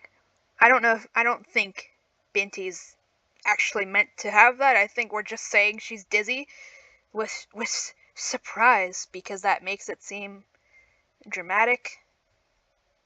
But I'm just gonna headcanon that she's actually has a fucking disability that makes her fucking dizzy and lightheaded and shit. Blah blah blah, all that I had been taught, that I'd begun to feel a little dizzy. We didn't create it though, she continued. It was brought to us by the Zenyaria. Those who were there documented the Zenyaria times, but the files were kept on paper, and paper does not last. So all we really know is what elders read, and then what the elders after those elders remembered, and then what the next elders remembered, and so on. The Zenyaria came to us in the desert. They were a golden people who glinted in the sun. They were solar, and had landed on an Earth desert to rest and refuel on their way to Umza Uni. I couldn't control myself. What? I shrieked. She chuckled. Yes, we desert people knew of Umza Uni before other people on Earth even had mobile phones. Oh my goodness, I whispered. I couldn't imagine anyone on Earth back then being able to comprehend the very idea of Umza Uni. Human beings on Earth hadn't even had real contact with people from outside yet, and the non-humans who had had contact with the non-humans who had had contact with extraterrestrials never bothered to convey anything to human beings. What are we talking about? What are we talking about non-humans who've met aliens? Are we talking about dolphins? Dolphins are a common sci-fi trope. What are we talking about? Cows being abducted by aliens? Dolphins? Any other ungulates being abducted by aliens? It was centuries later, and I, who had been there, was still trying to wrap my brain around the sheer greatness of Umza Uni. Our clan was even smaller and nomadic back then, and we became friends with the Zenyaria. Though many of them left for Umza within a few months, a few stayed with us for many years before going on to Umza. Before leaving, they gave us something to help us communicate with them wherever they were, and with each other wherever we were. They also called this Zenyaria. It was a living organism tailored for our blood that every member of the clan drank into his or her system with water. Biological nanoids so tiny that they could comfortably embed themselves into our brains. And look, we got the Farscape fucking thing, except these are... Now I'm trying to remember if Farscape, I think in Farscape it's just like a fungus, bacteria thing. Just casually colonizing your brain. Don't give John Crichton a fucking CAT scan on Earth. It will end badly. Once you had them in you, it was like having an astrolabe in your nervous system. You could eat, hear, smell, see, feel, even sense it. How had I not been able to guess this? Not that it was due to alien technology, but that they were working with a platform. They were manipulating a virtual platform like the ones astrolabes could project. That sure would be like great information if we fucking knew what astrolabes did and got any description of their fucking virtual interfaces. Only the Enyi Zenaria could see and access. I felt a sting of shame as I realized why I hadn't understood something so obvious. My own prejudice. I had been raised to view the desert people, the Enyi Zinyaria as a primitive, savage people plagued by genetic neurological disorder. So that's what I saw. My grandmother nodded, a knowing smirk on her face. And once the Zinyaria was in those who drank it, the nanoids were passed on to offspring through their DNA. She stopped talking and looked at me, waiting. Also, I have so many problems with this. Like, okay, so we're saying it's cool that they move their hands while they talk because they're actually using an invisible mouse and keyboard and using space future Instagram. But what if they weren't? What if they just had a fucking sign language that was used to supplement spoken language? What if it actually was for prayer and things like that? This again, like the whole insistence that a cheese smells like flowers, so therefore it's cool because it smells like flowers, but in real life it's not usually perfumed because the exact same way water is kind of hard to get in the desert, so is perfume. What if it weren't? This isn't. Nor Nadia Okorafor's other book promises us disability rep, but the character is not actually fucking disabled because she is a cyborg, so advanced that none of the disabilities she was born with disable her in any fucking way. Not even in the sense of her cybernetics are constantly breaking down and leaving her having to deal with that. The only side effect that she deals with in the story is plot-driven headaches that give her superpowers. So, like, oh, you think those people with their other culture are weird. Well, I'll have you know, actually they're using invisible mice and keyboard to use space age Instagram. They're invisibly using typing out on a keyboard and shit to Facebook message people. That's not doing anything for anyone. That's like saying, oh, well, you think autistic people are bad? Well, actually, they have super genes from aliens from another galaxy. It's like, not. It's, okay, let's. Maybe it will improve. Maybe. Let's fucking scroll. She stopped talking and looked at me, waiting. Also, again with aliens just casually genetically modifying people. I mean, presumably these people agreed to it, but like every single one of them, are we going to talk about any factions that were said, no, you cannot do that to me and my children? Anything? I was about to ask if she'd told me she was going to. I was going to ask if she'd told me all that she was going to tell me when it exploded in my mind. My world went fuzzy for a moment, and I was glad I was sitting down. I shut my eyes and grasped at the first mathematical equation I could. Equations were always rotating around me like moons, and this thought was soothing. Gently, I let myself tree. Then I opened my eyes, calm and balanced, and faced a very jarring bit of information. My father has the Zinyaria in him, I said. My grandmother was looking at me, smirking. Yes. And so do I and all of my siblings. Yes. We carry alien technology? Yes. The information tried to knock me down, and I sunk deeper into meditation. Like, yeah, I'm just gonna headcanon she has the fucking... it might be called cataplexy? That might be the completely wrong word, though. But it might be cataplexy, where, like, literally you will fucking get knocked unconscious if you get shocked emotionally.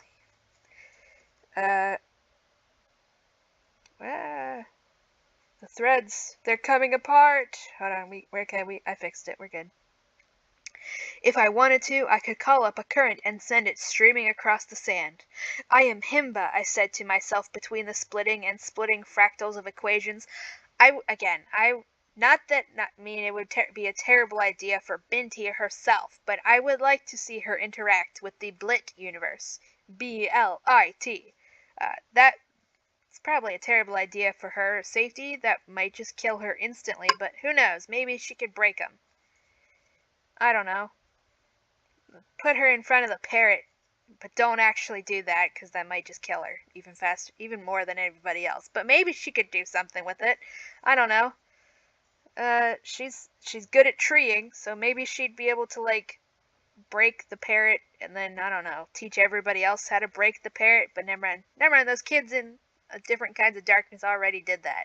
Never mind. Ignore me.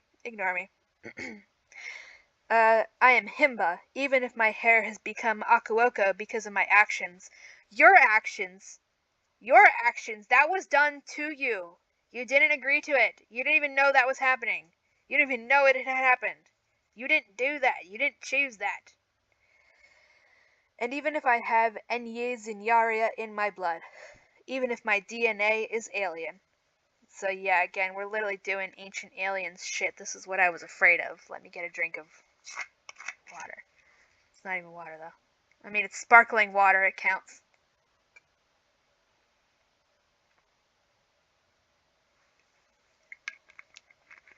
Walmart brand all sparkling flavored water tastes better than Aldi's.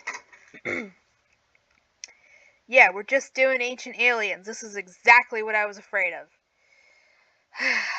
I am Himba, even if my hair has become Akuoka because of my actions, and even if I have Enye Zinyaria blood, even if my DNA is alien. Binti, my grandmother softly said, why can't I see it? Why can't any of my siblings or my father? None of us goes about waving our hands, manipulating objects that no one else can see. Your father can and does, she said, when he so chooses. Didn't I tell you that I just communicated with him? You think a son would abandon his mother? Just because he marries a Himba woman and decides to use his harmonizing skill in quote unquote civilization instead of the hinterland?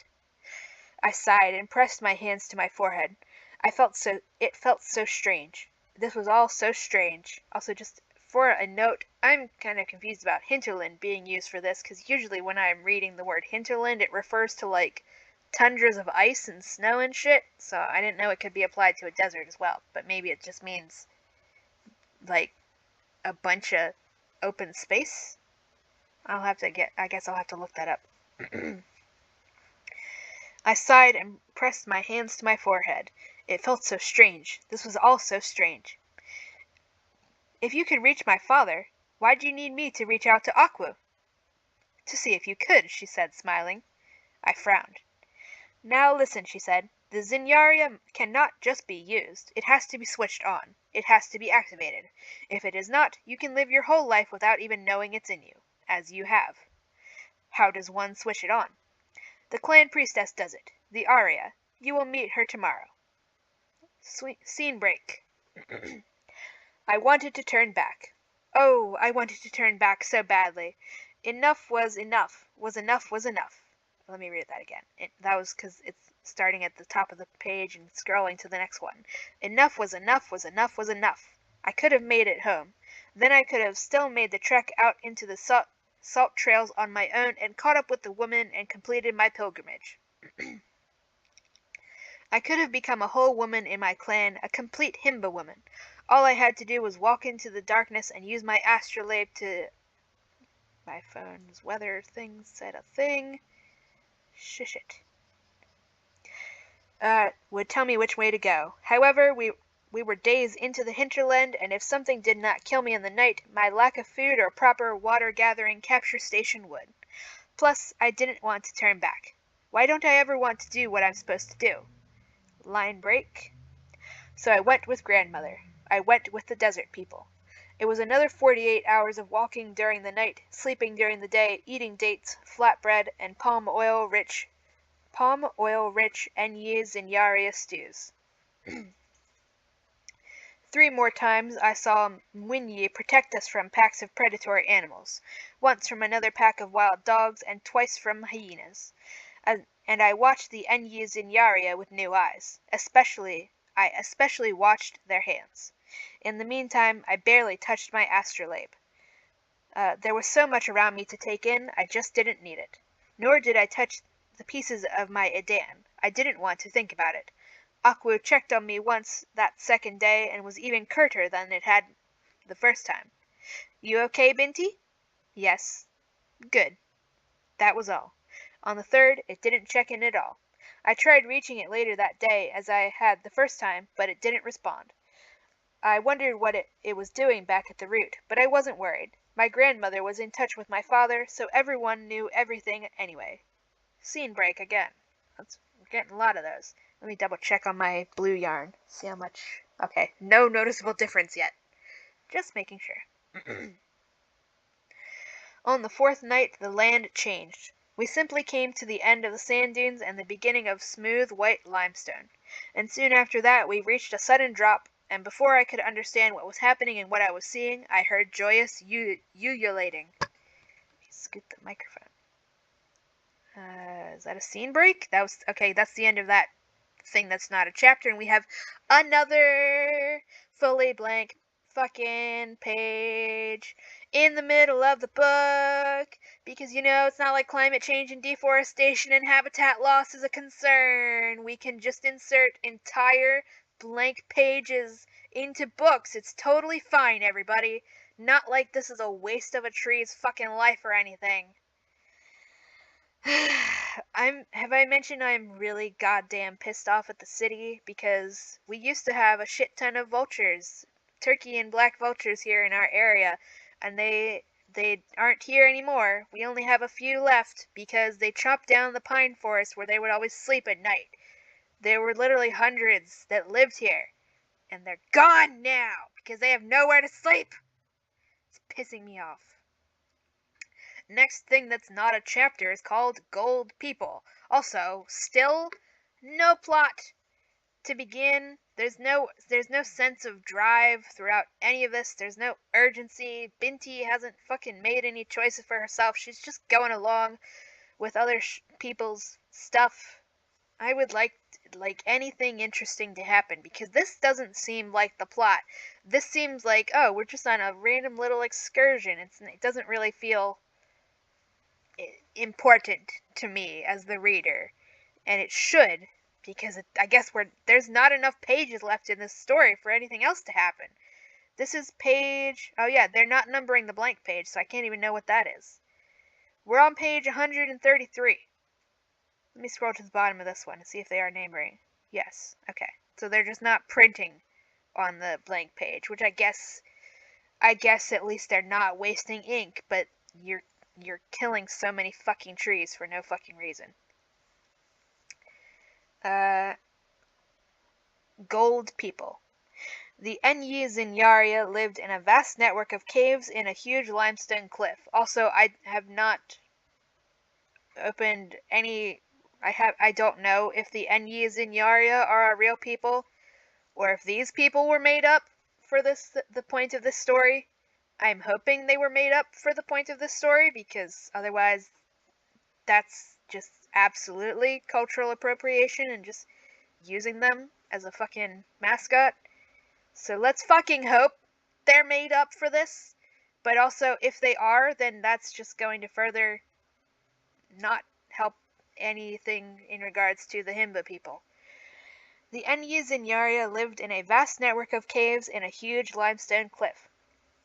Within the bowels of these caves were winding staircases that led from cave to cave, family to family. Some caves were tiny, no larger than a closet, others were as vast as the root. Upon arrival, I was taken for a quick tour of my grandmother's family caves. I met so many people, young to old, all enthusiastically waving their hands about, that I could not understand the logic of where people lived. It seemed everyone could stay wherever he or she... Why don't you just say they? There needs to be a song. Just, why don't you just say they? You can even make it rhyme. Why are we still doing he or she? This was published in 2017. Why are you still saying he or she? Just say they. Just say they. Again, I have to ask. Because we at the very least, there was a trans woman character for about 5 pages at the start of this, and she did a cool fucking backflip from a standing position. Like, fucking cool for her. Too bad she's not an actual character who matters.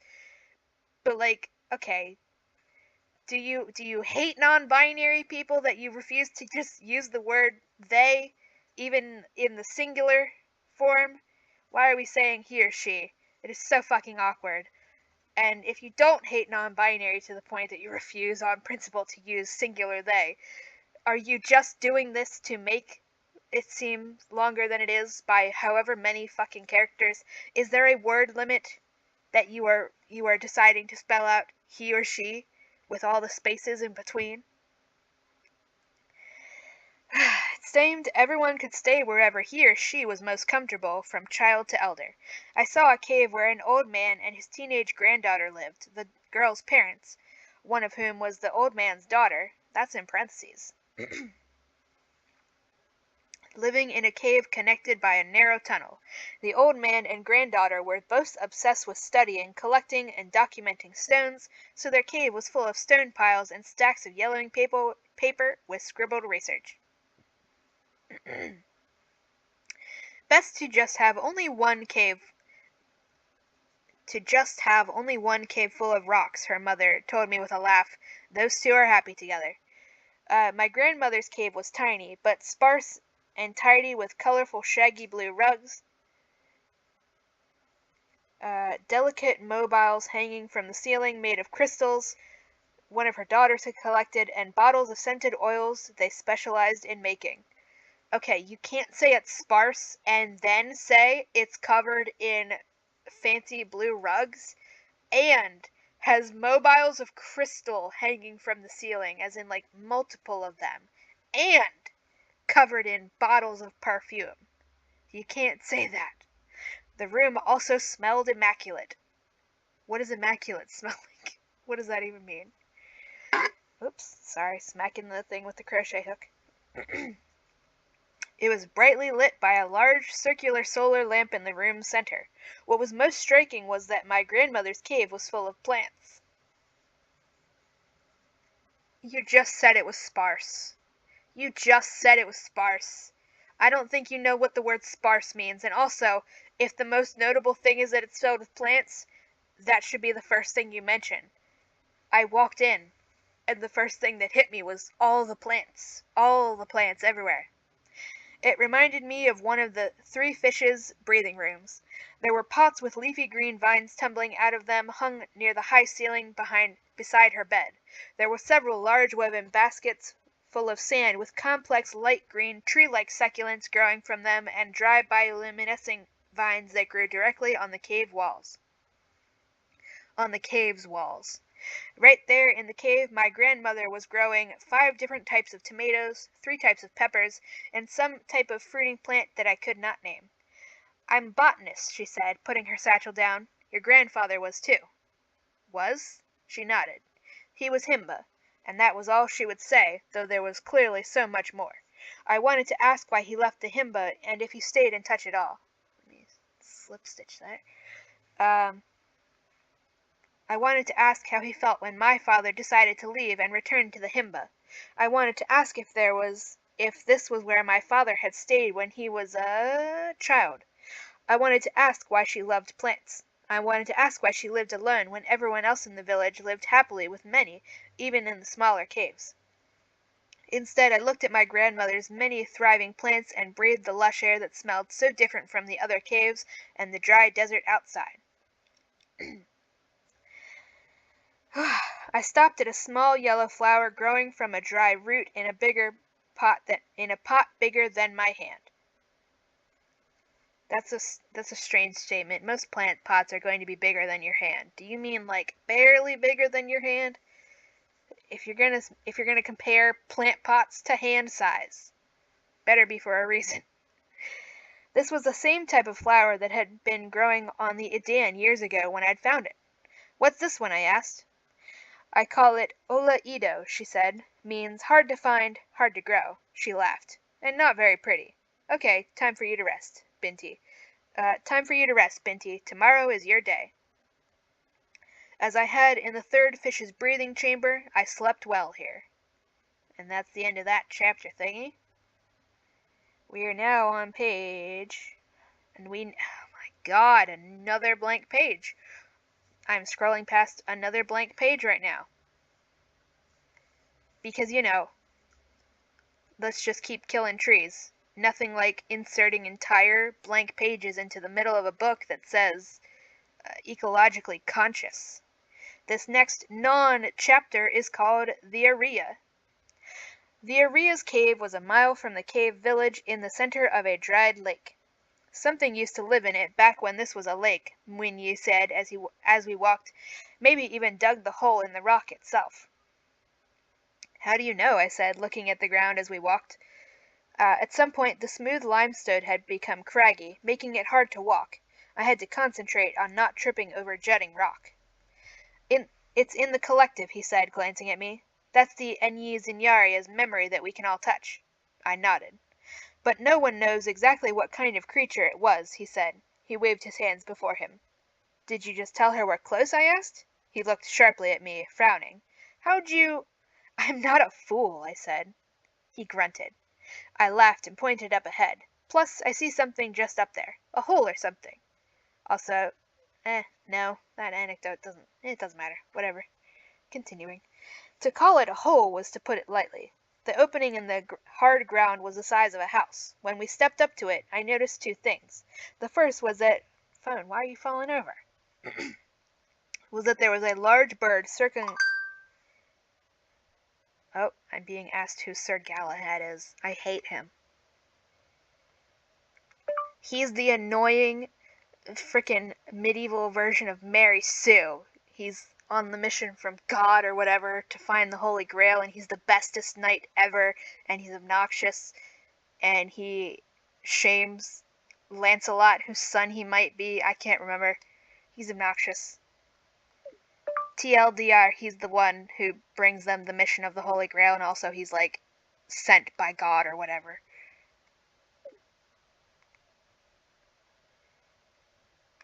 He's quite literally holier than everybody else. Okay. Somebody's asking me which one is Sir Galahad.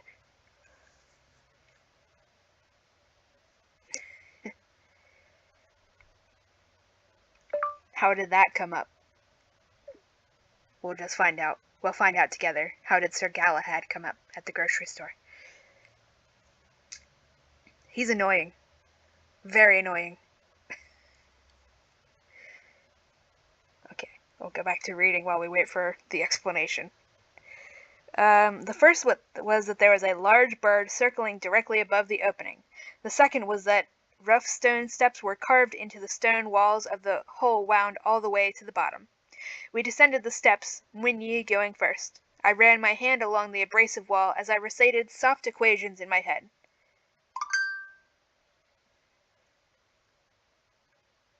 Okay.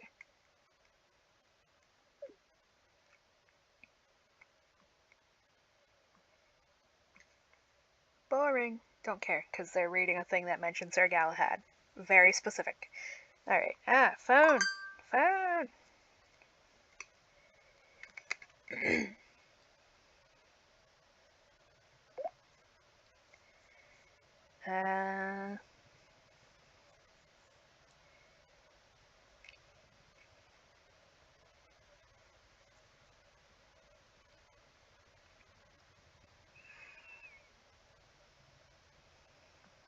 Okay, don't really care.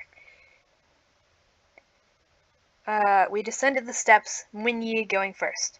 I ran my hand along the abrasive wall as I recited soft equations in my head. I called up a soft current. How many times are we going to use the fucking word soft in this goddamn scene? A soft current, and the mild friction from the current and my hand running over the coarse stone was pleasant beneath my fingertips. The deep cavern's walls were lined with books. So many books. Why are we... This is so confusing. The location of the sun must have been directly above, for the strong... Blah, blah. Okay, I don't care. Where was I at? The location of the sun must have been directly above, for the strong light of midday pleasantly flooded into the space. However, along with the light, bioluminescent vines grew in and lit the darker corners. She stood in the shadows, beside a shelf of books, her arms crossed over her chest.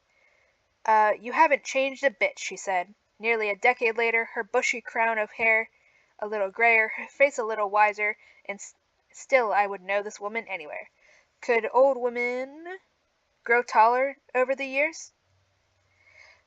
Hello. Mm, it's just spelled MMA. I'm not sure if that's short. Okay, no. Hello, Mima. I used the Himba term of respect because I didn't know what else to use. I will just pronounce that Mima until further notice. Binti, she said, pulling me into a tight hug. Welcome to my home. We're on page 138, and still there's no plotting. We're just kind of meandering. Thank you for inviting me, I said. She gave Winyi a tight hug as well. Thanks for bringing her. How was the walk? As expected. Oh my gosh, stop texting me.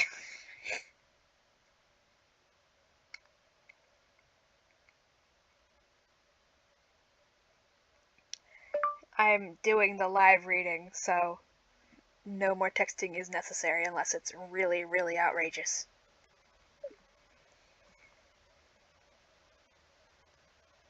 Okay, as far as the Internet Archive is concerned, we're on page 143 of 168.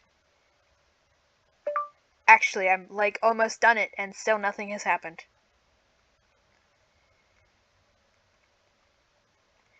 Besides, now we are doing Ancient Aliens, which I called. Hey, speech to text. Besides doing Ancient Aliens now, which I called. And I really hope she's doing it with a tribe she has made up. Okay. Continuing.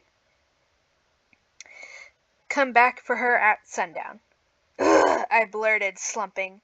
It was morning, and I hadn't expected this to be an all-day thing, though maybe I should have. Springing things like this on me seemed to be the Enyi's and Yari way. Response to the Ancient Aliens is sigh. Winyi nodded, winked at me, and left. She turned back to me. Again! Pronouns! Not how pronouns work. You can't just say she after referencing Winye, because now the she refers to Winye. You have to say whatever this lady's name is, the Aria, before you start using her pronouns willy-nilly. Pronouns refer to a noun. Come on! She turned back to me. Don't you know how to go with the flow yet? She said. She asked. Adjust. I just didn't think that You saw the night masquerade, she said. That's no small thing. Why expect what you expect?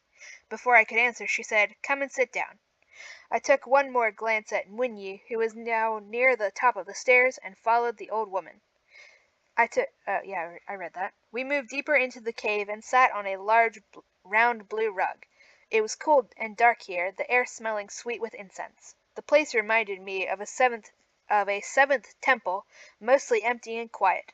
Also, I want to know where they're getting the dye for the rugs, because the only thing I know that makes blue dye off the top of my head is indigo. Indigo? Yeah, for some reason that just sounded like a fake word. I don't know why.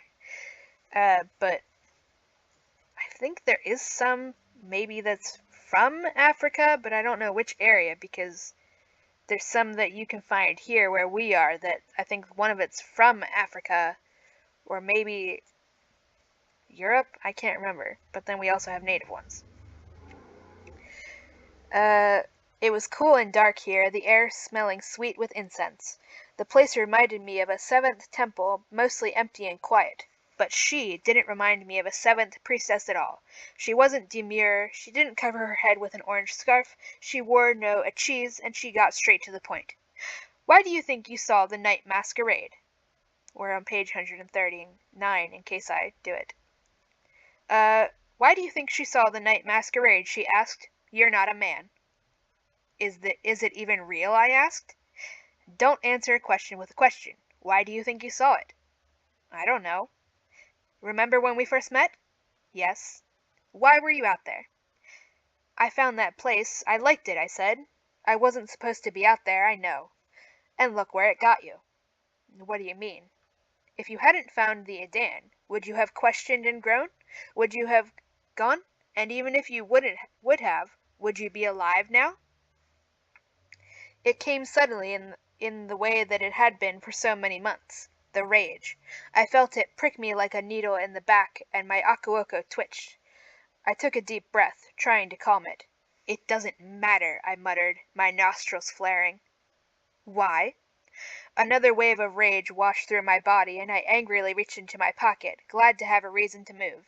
I felt my Akuoko wildly writhing on my head, and Aria's. I thought that was her title. I thought she was the Aria, but I guess that's just her name now. Also, again, suddenly they're just writhing out of nowhere. Not, I felt the Akuoko on my head beginning to lift, twitching, rapidly, writhing. No, they're just already writhing. The tentacles on her head that don't exist until they're writhing, even though she can feel shit with them.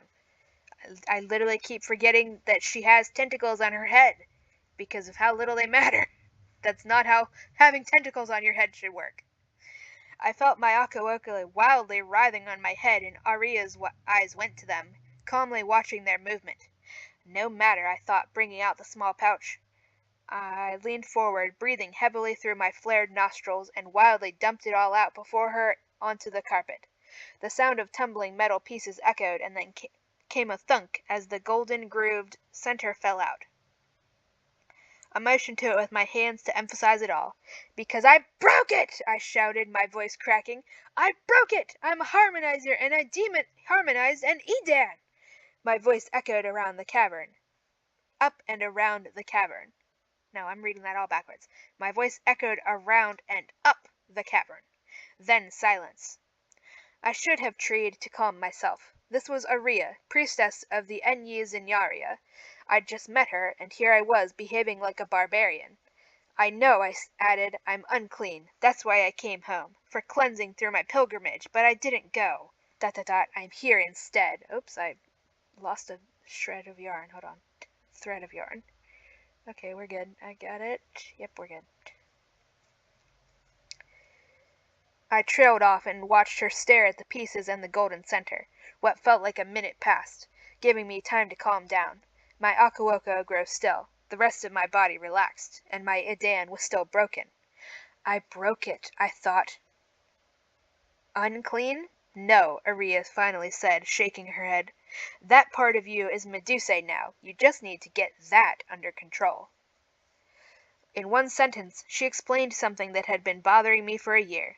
That's all it was. The random anger and wanting to be violent, that was just Medusae genetics in me. Nothing is wrong with me, I thought. Not unclean, it's just a new part of me I need to learn to control.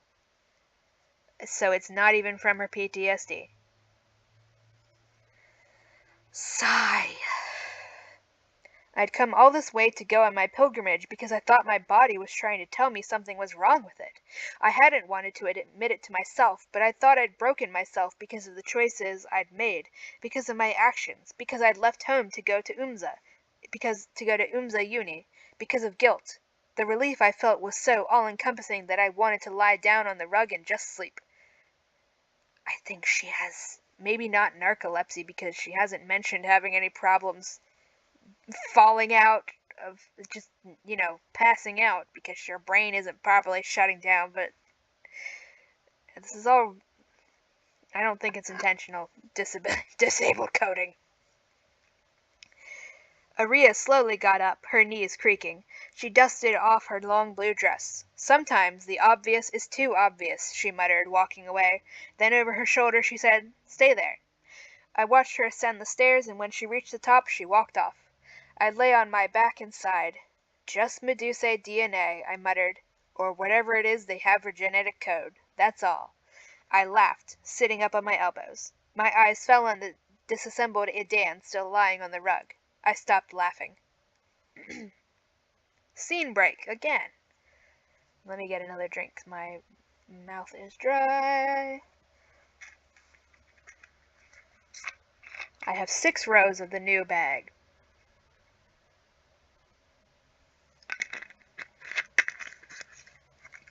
She was gone for what might have been an hour. I dozed off right there on the round blue rug, lulled by the cool darkness and incense.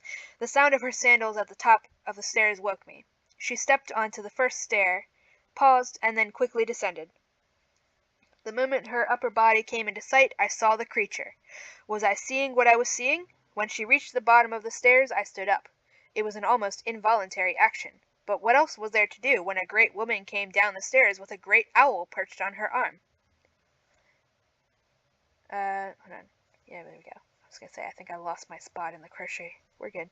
The owl was about 2 feet tall, with white and tan feathers, a black bill, and rounded, frowning, bushy eyebrowed face with wide yellow eyes. At the top of its head were brown and black feathers that looked like horns. Aria's arm was protected by a brown leather armband, but that was all the protection she had. The owl could pluck out her eyes, slash her with its long white talons, slap her with its massive, powerful wings if it wanted to. Instead, it stared at me with such intensity that I wondered if I should sit back down. In other news, rip to the biologist. Rip. If it's waiting out... Huh? Yeah, that dialogue's just coming out of nowhere. Instead, it stared at me with such intensity that I wondered if I should sit back down. If it's waiting outside, then it is right, she said. It was right here when I came out. Help me. Huh? If it's waiting outside, then it is right, she said. It was right there when I came out. Help me. That's words that don't mean anything, coming out of nowhere, with no explanation. I'm confused. I assisted as she slowly sat down with the owl perched on her arm. I sat across from them and gazed at the enormous bird. Is it heavy? I asked. Birds who spend most of their lives in the sky can't be heavy, she said. No, this one is light as a feather. Oh, I said. In my 45 years as priestess, I have not done this, she said. Not even once. Suddenly I felt cold. Very, very cold. With dismay. Deep down I knew. From the moment my grandmother told me about the Zinyaria, I'd known, really. Change was constant. Change was my destiny. Growth. I also gotta say, I'm reading this out loud to be more natural sounding, but there's like so many tiny little sentences in here. If I were reading it the way it's written, it would be so choppy. So you're welcome. Why? I still asked. Because it's the only way you can fix it, and you have to fix it so you can use it to do what it needs to do. The owl hadn't taken its eyes off of me. Do you know what Zinyaria means in the old language? I shook my head. It means gold. That's the name we gave them because we couldn't speak their true name with our mouths and because that is what they were made of. Gold. Golden people. Their bodies, their ship, everything about them was gold. They came to the desert because they needed to rest and refuel, and they loved the color of the sand. Gold. Your Idan is Zinyaria technology. I knew this when I met you. I just thought, since it allowed you to find it, you could solve it without another M dash needing to be activated. She nodded. No one who was not one of us has ever known about the Zinyaria, and those who marry out or leave, they're so ashamed of being Enyi Zinyaria that they don't tell their families. That is absurd, but okay. Sure, I'll just accept that. Like my father, I said. It's like having some genetic disease in a way. If Himba or Kush knew of it, they'd Aria smiled. Oh, they know. Someone in those clans knows enough to build toxic ideas against us right into their cultures. It's why we are so outcast, untouchable to them. To Himba and Kush we are the savage, desert people, not the Enyi Zinyaria. No one wants our blood in their line. Anyway, the collective knows the names and faces of all your siblings and their children. Oh, I said, feeling a little better. Well, that is good. But that's all. We stared at each other for a moment. Do you want to do this? She asked. Do I need to? You're still ashamed of what you are. No, I said. I'm Himba and proud of that. She raised her eyebrows. Not your grandmother. She is Enyi Zinyaria, and we are a matriarchal clan, so your father is too." "No!" I snapped. "Papa is Himba." I could feel the sting of my own nearsightedness. Huh? I could feel the sting of my own nearsightedness. Okay, I think that's meant metaphorically. I'm like, wait, she needs glasses. No, I think that's metaphorical. You mean short-sightedness. Short-sighted is when you are not planning ahead properly. Nearsighted is when you literally need glasses because the only shit you can see is near to your face. That's the wrong word to be using here. Nearsighted is a medical term. Short-sighted is the "you're really bad at planning" term. It was irritating and pushing me off balance in a way that made it hard for me to think. My confusion evoked a flash of Medusae anger. "Do you want it?" she asked. I opened my mouth to answer, but I didn't speak it because what I'd spoken was stupid. It was wrong. But for the record, we're on page 145. Nothing is happening yet. This is just baffling. But it was the truth, too. If I went through with this, I was taking another step outside what it was to be Himba, away from myself, away from my family. I wanted to hide from the owl's unwavering gaze. "Do you want it?" she asked again. I sighed loudly and shook my head. "Priestess Aria, I don't understand any of this. If the Idan is Zinyaria technology, why does the outer metal kill Medusae? I'm part Medusae now, so why doesn't my Idan kill me? Why are we... Okay, that's interesting. We are not italicizing Idan. Idan is italicized in all the regular prose, but it's not being italicized in dialogue, which is interesting. Suddenly, also, I'm ravenous. I don't understand what is happening to me. Why am I Idan? Now we're saying now in the exact same quote of dialogue, it's being italicized one and then not the other time. I don't understand why. This is just basic inconsistency. I don't understand what is happening to me, why my Idan fell apart, what that ball is, why it matters, why I'm here.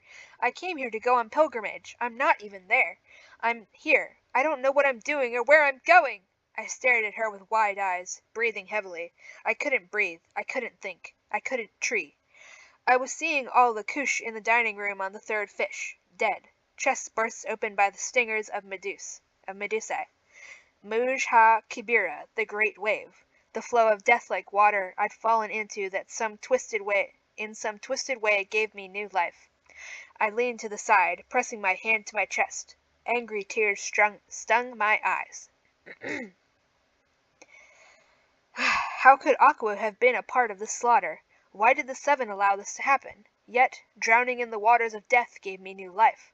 Not drowning in it, carried by it. Shallow breaths, increased heart rate, you're having a panic attack, my astrolabe in my pocket announced in its stiff female voice. I suggest you drop into mathematical meditation. I wanted to smash it to bits. The priestess did nothing but watch me. The owl puffed out its throat and hooted 3 times, soft and peaceful.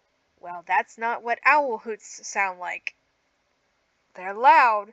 They gotta be loud to have the sound travel.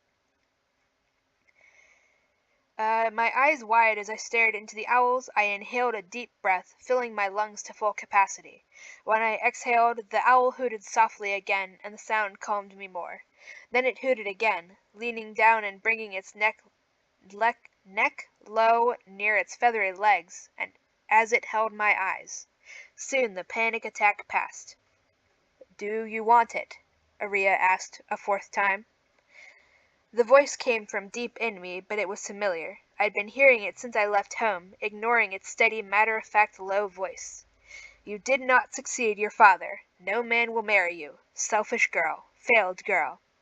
I was supposed to be these things in... I was supposed to be these things in order to be. I had not taken my place within the collective. This had left me feeling exposed and foundationless even as I pursued my dreams. Now here I was about to make another choice that would further ensure I could never go back. I shut my eyes and thought of Delay, who'd been my friend but had looked at me like a pariah when we'd last spoken. His judgment and rejection had stung me in a way I'd not been prepared for and reminded me that I'd made my choice, and my choice had been to come home.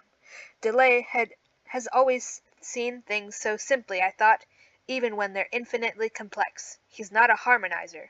I opened my eyes and looked at Aria. Ow. Ow, I got sunscreen in my eye. I was wiping my eye and forgot I had sunscreen on my face. God damn it. No, I am not stopping now. Oh my gosh. We're almost done, and nothing has happened. We're on 152 out of 168 pages as far as the Internet Archive is concerned. This is absurdity. What will it do? I breathed. Connect you to an entire people and a memory, and allow you to solve your Adan. I'll be a desert person, I moaned. I blinked, wanting to kick myself. I'm sorry, I meant to say Enyes and Yaria. Himba people see you as savages. I've already been changed by the Medusae. Now I'll never What will you be? She asked. Maybe it is not up to you. Well, that's what the fuck kind of theme is that?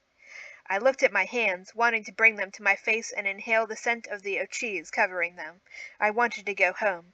I wanted to chase crabs near the lake until the sun set and then turn around to look at the root and admire the glow of the bioluminescent plants that grew near the roof. Ow. I wanted to argue with my sisters in the living room. I wanted to walk into the village square with my best friend Delay to buy olives. Olives!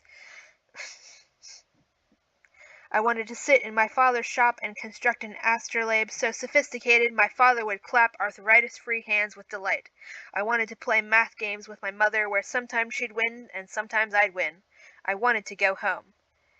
More tears rolled down my face as I realized I'd left my jar of cheese in my grandmother's cave with my other things.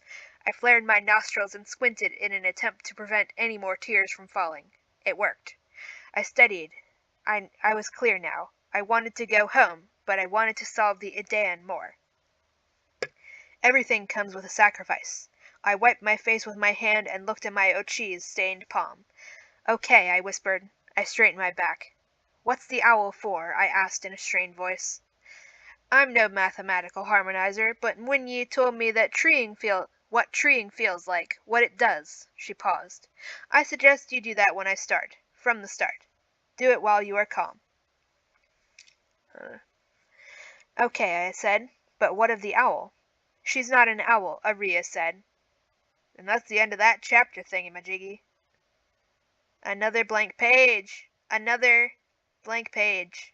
How many trees had to die to make a blank page in the middle of a book that's serving no purpose but justifying scamming amounts of money?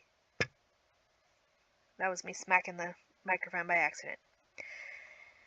155 out of 168. This new thing that's not a chapter is called initiative. Drink this, she said, handing me the clay cup. It tasted both sweet and smoky, and as I swallowed the liquid it coated my throat and warmed my belly. She took the cup from me and set it on the ground beside her. We were sitting outside in the hot sun, not far from the lip of the underground cave. Here I really noticed the soft whoosh of the air moving up and out of the cave. Above, the owl flew in wide circles. Now I smudged my glasses. Let me clean them.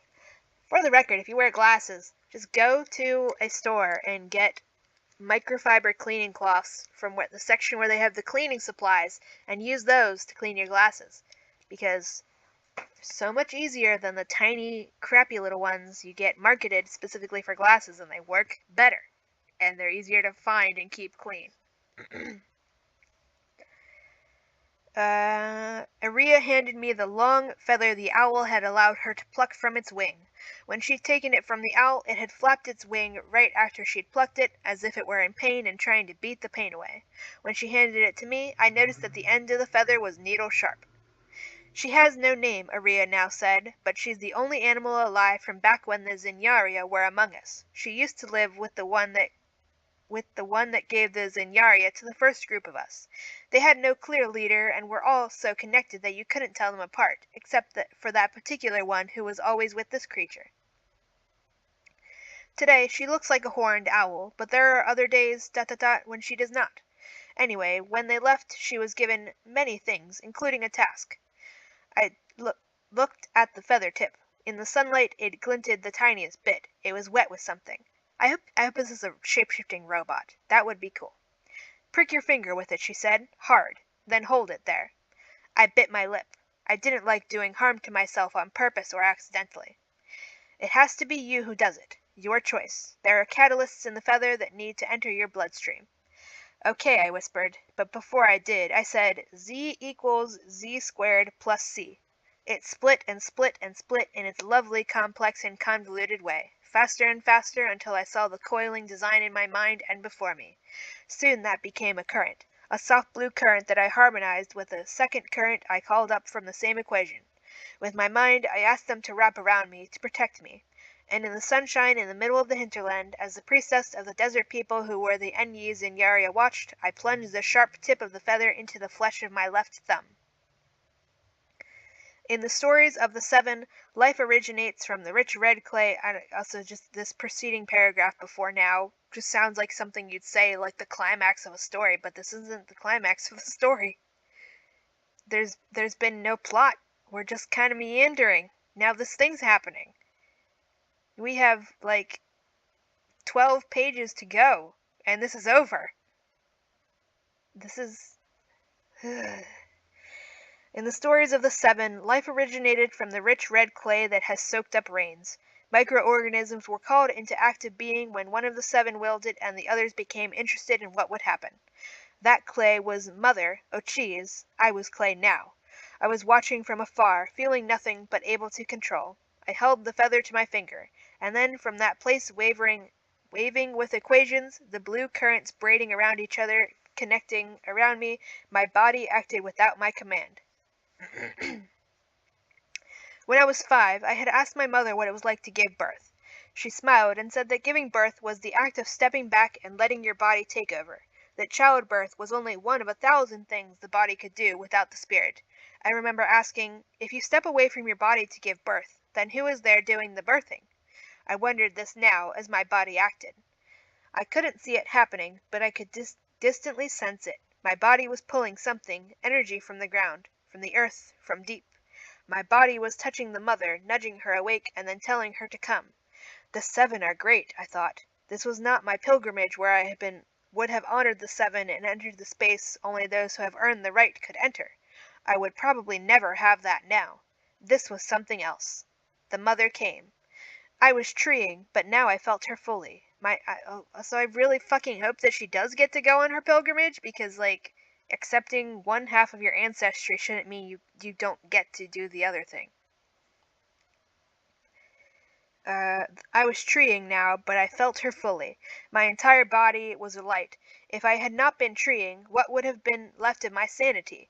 How could those who could not tree ever go through this? The glow within me became a shine that engulfed me, one that took on the color of the currents I still circulated, and we still don't know what currents are. For a moment I glimpsed up at Uriah and met her wide, surprised eyes. I was reminded of my Professor Akpala back on Umza Uni that day I saw Iridescent white lights drowned it all out, through a jelly-like substance. Then darkness. Then I was there again, I was in space. Infinite blackness.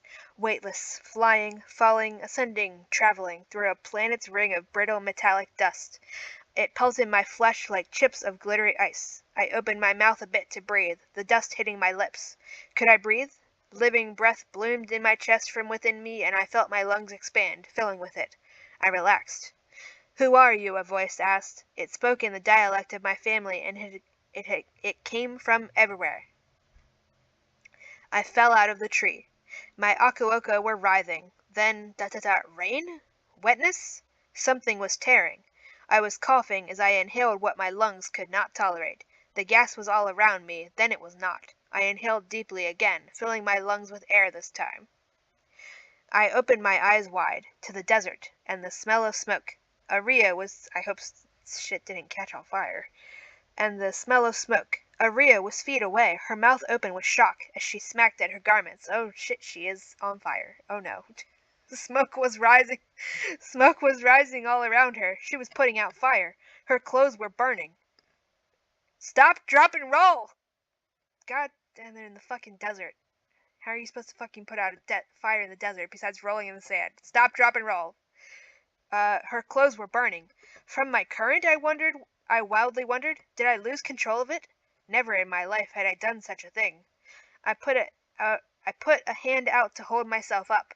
As a harmonizer, you saw numbers and equations in everything, circulating around you like the eye floaters you see on the surface of your eye if you pay too close attention. I was used to that. However, what I was seeing now was alien. Circles of various proportions from the size of a pea to that of a large tomato, and various colors all arranged in an order all around me. They pulsed, becoming transparent and then solid, with each breath, with each movement, with each of my thoughts. Nevertheless, there was something far more urgent I had to deal with. Yeah, the fact that you accidentally set your grandma's friend on fire. Akwu, I said, staring at Aria. My heart felt as if it were slashing up at the inside of my chest. My Medusae. Have they killed it? I have to go back. Your Medusae? Last time I checked, it's its own person. It doesn't fucking belong to you. Aria said nothing. I got up on shaky legs. I have to go, I said, tears filling my eyes.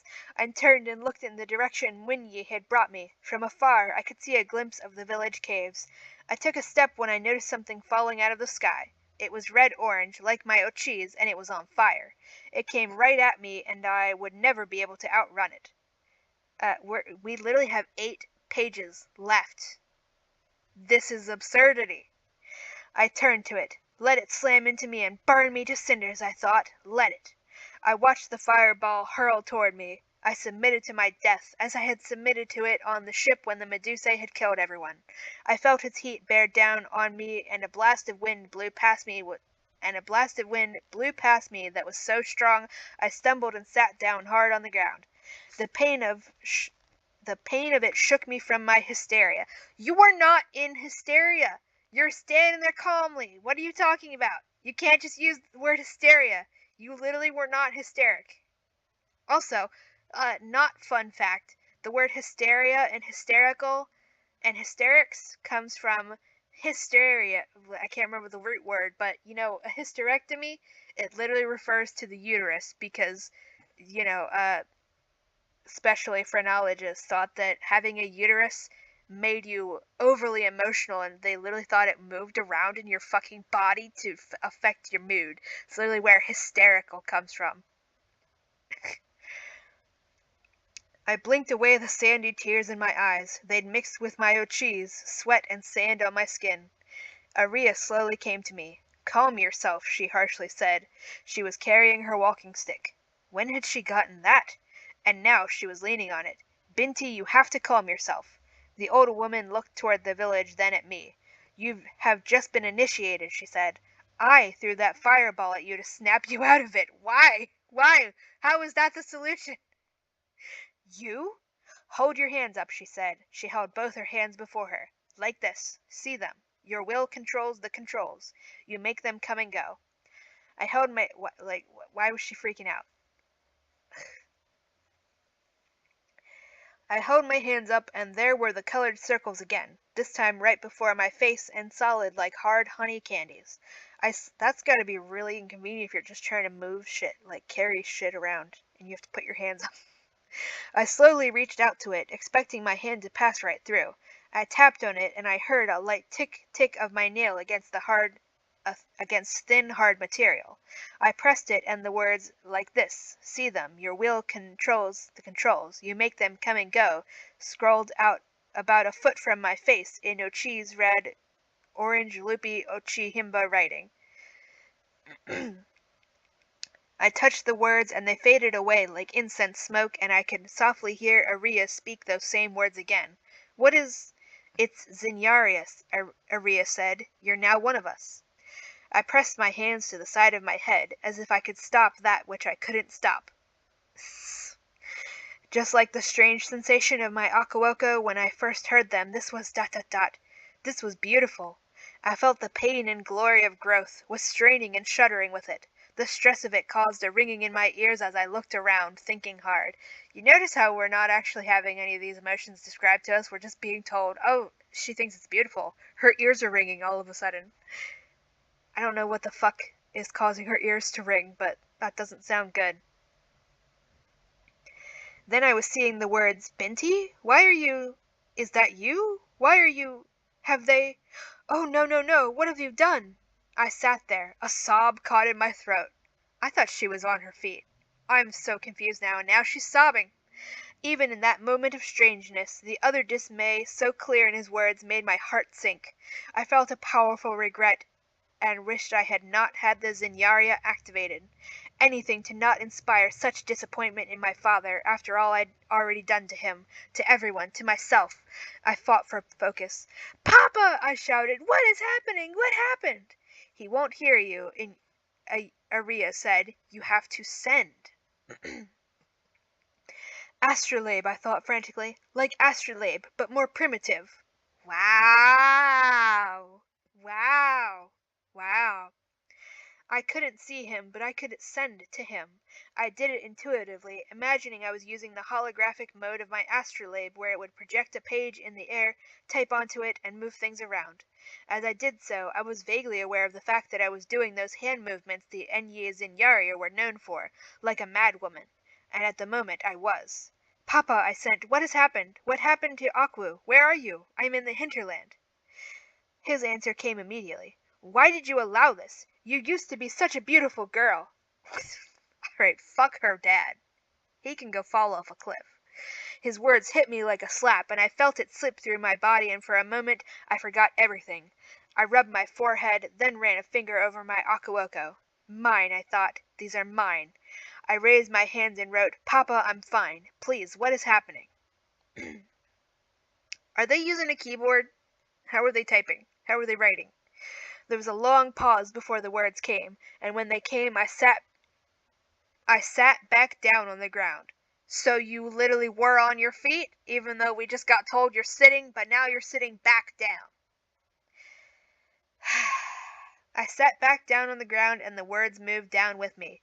We can't get out. The Kush have set fire to the root. We cannot get out, but the walls will protect us. The root is the root. We will be okay. Stay where you are. Papa! I sent again and again, but he did not respond. My words wouldn't even melt away. They wouldn't go. I shuddered with rage and then grabbed some sand and threw it, screaming, tears flying from my eyes. Also, I'm getting a drink again.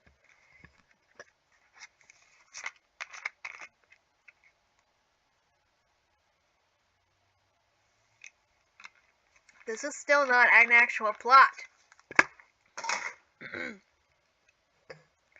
I stared out into the desert for a long moment. I stared and stared. Sand and sky, sky and sand. I tried to reach Akwu. Again, nothing. I dropped into meditation. The numbers flew like water. The controls faded, but did not disappear. The Akuoko on my head writhed. I stood up. So she's finally on her feet for realsies? I'm going home, I told Aria. She only nodded, her attention on the figure coming up the desert. It was Mwinyi, and he was leading a camel. You'll go with him, Aria said. The Enyi Zinyaria won't come with us, I asked. She only looked at me. Then she said, We'd come if there was a fight to fight. I didn't ask her what she meant. Above, the owl circled. And then a scene break. 163 of 168. There's 5 fucking pages to go. This is unbelievable. When Winyi and I climbed onto the camel and got moving, the owl followed us overhead for several miles. Then it turned back. It returned to Aria, I assumed. Its job was complete. I was Himba, a master harmonizer.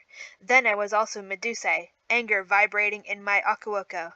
Now I was also Enyi Zinyaria of the desert people, gifted with alien technology.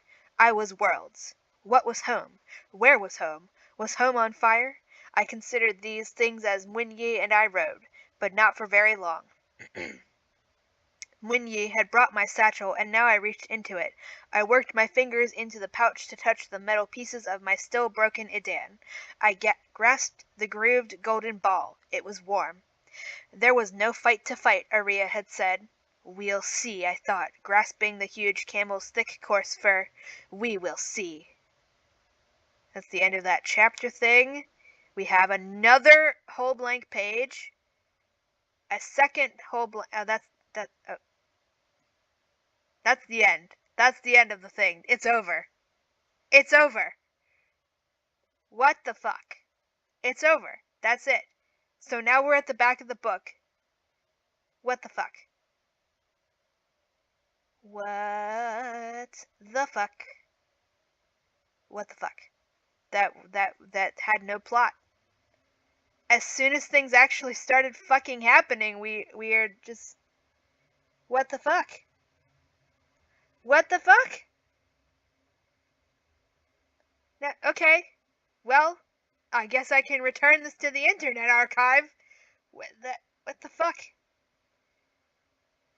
It's over. That wasn't a plot.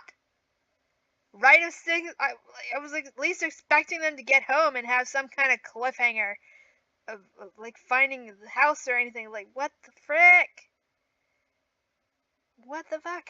It just ended. Okay, that's baffling. So I guess now we can borrow the fucking next one? Okay. Okay, that's just fucking... Okay, that's ridiculous. Oh boy, okay. Nope, not that one. Go back. Alright, I'll end this video just so we have a separate one for the third book. I guess I'll just combine them. Because, like, you know, that wasn't... That's not how this works.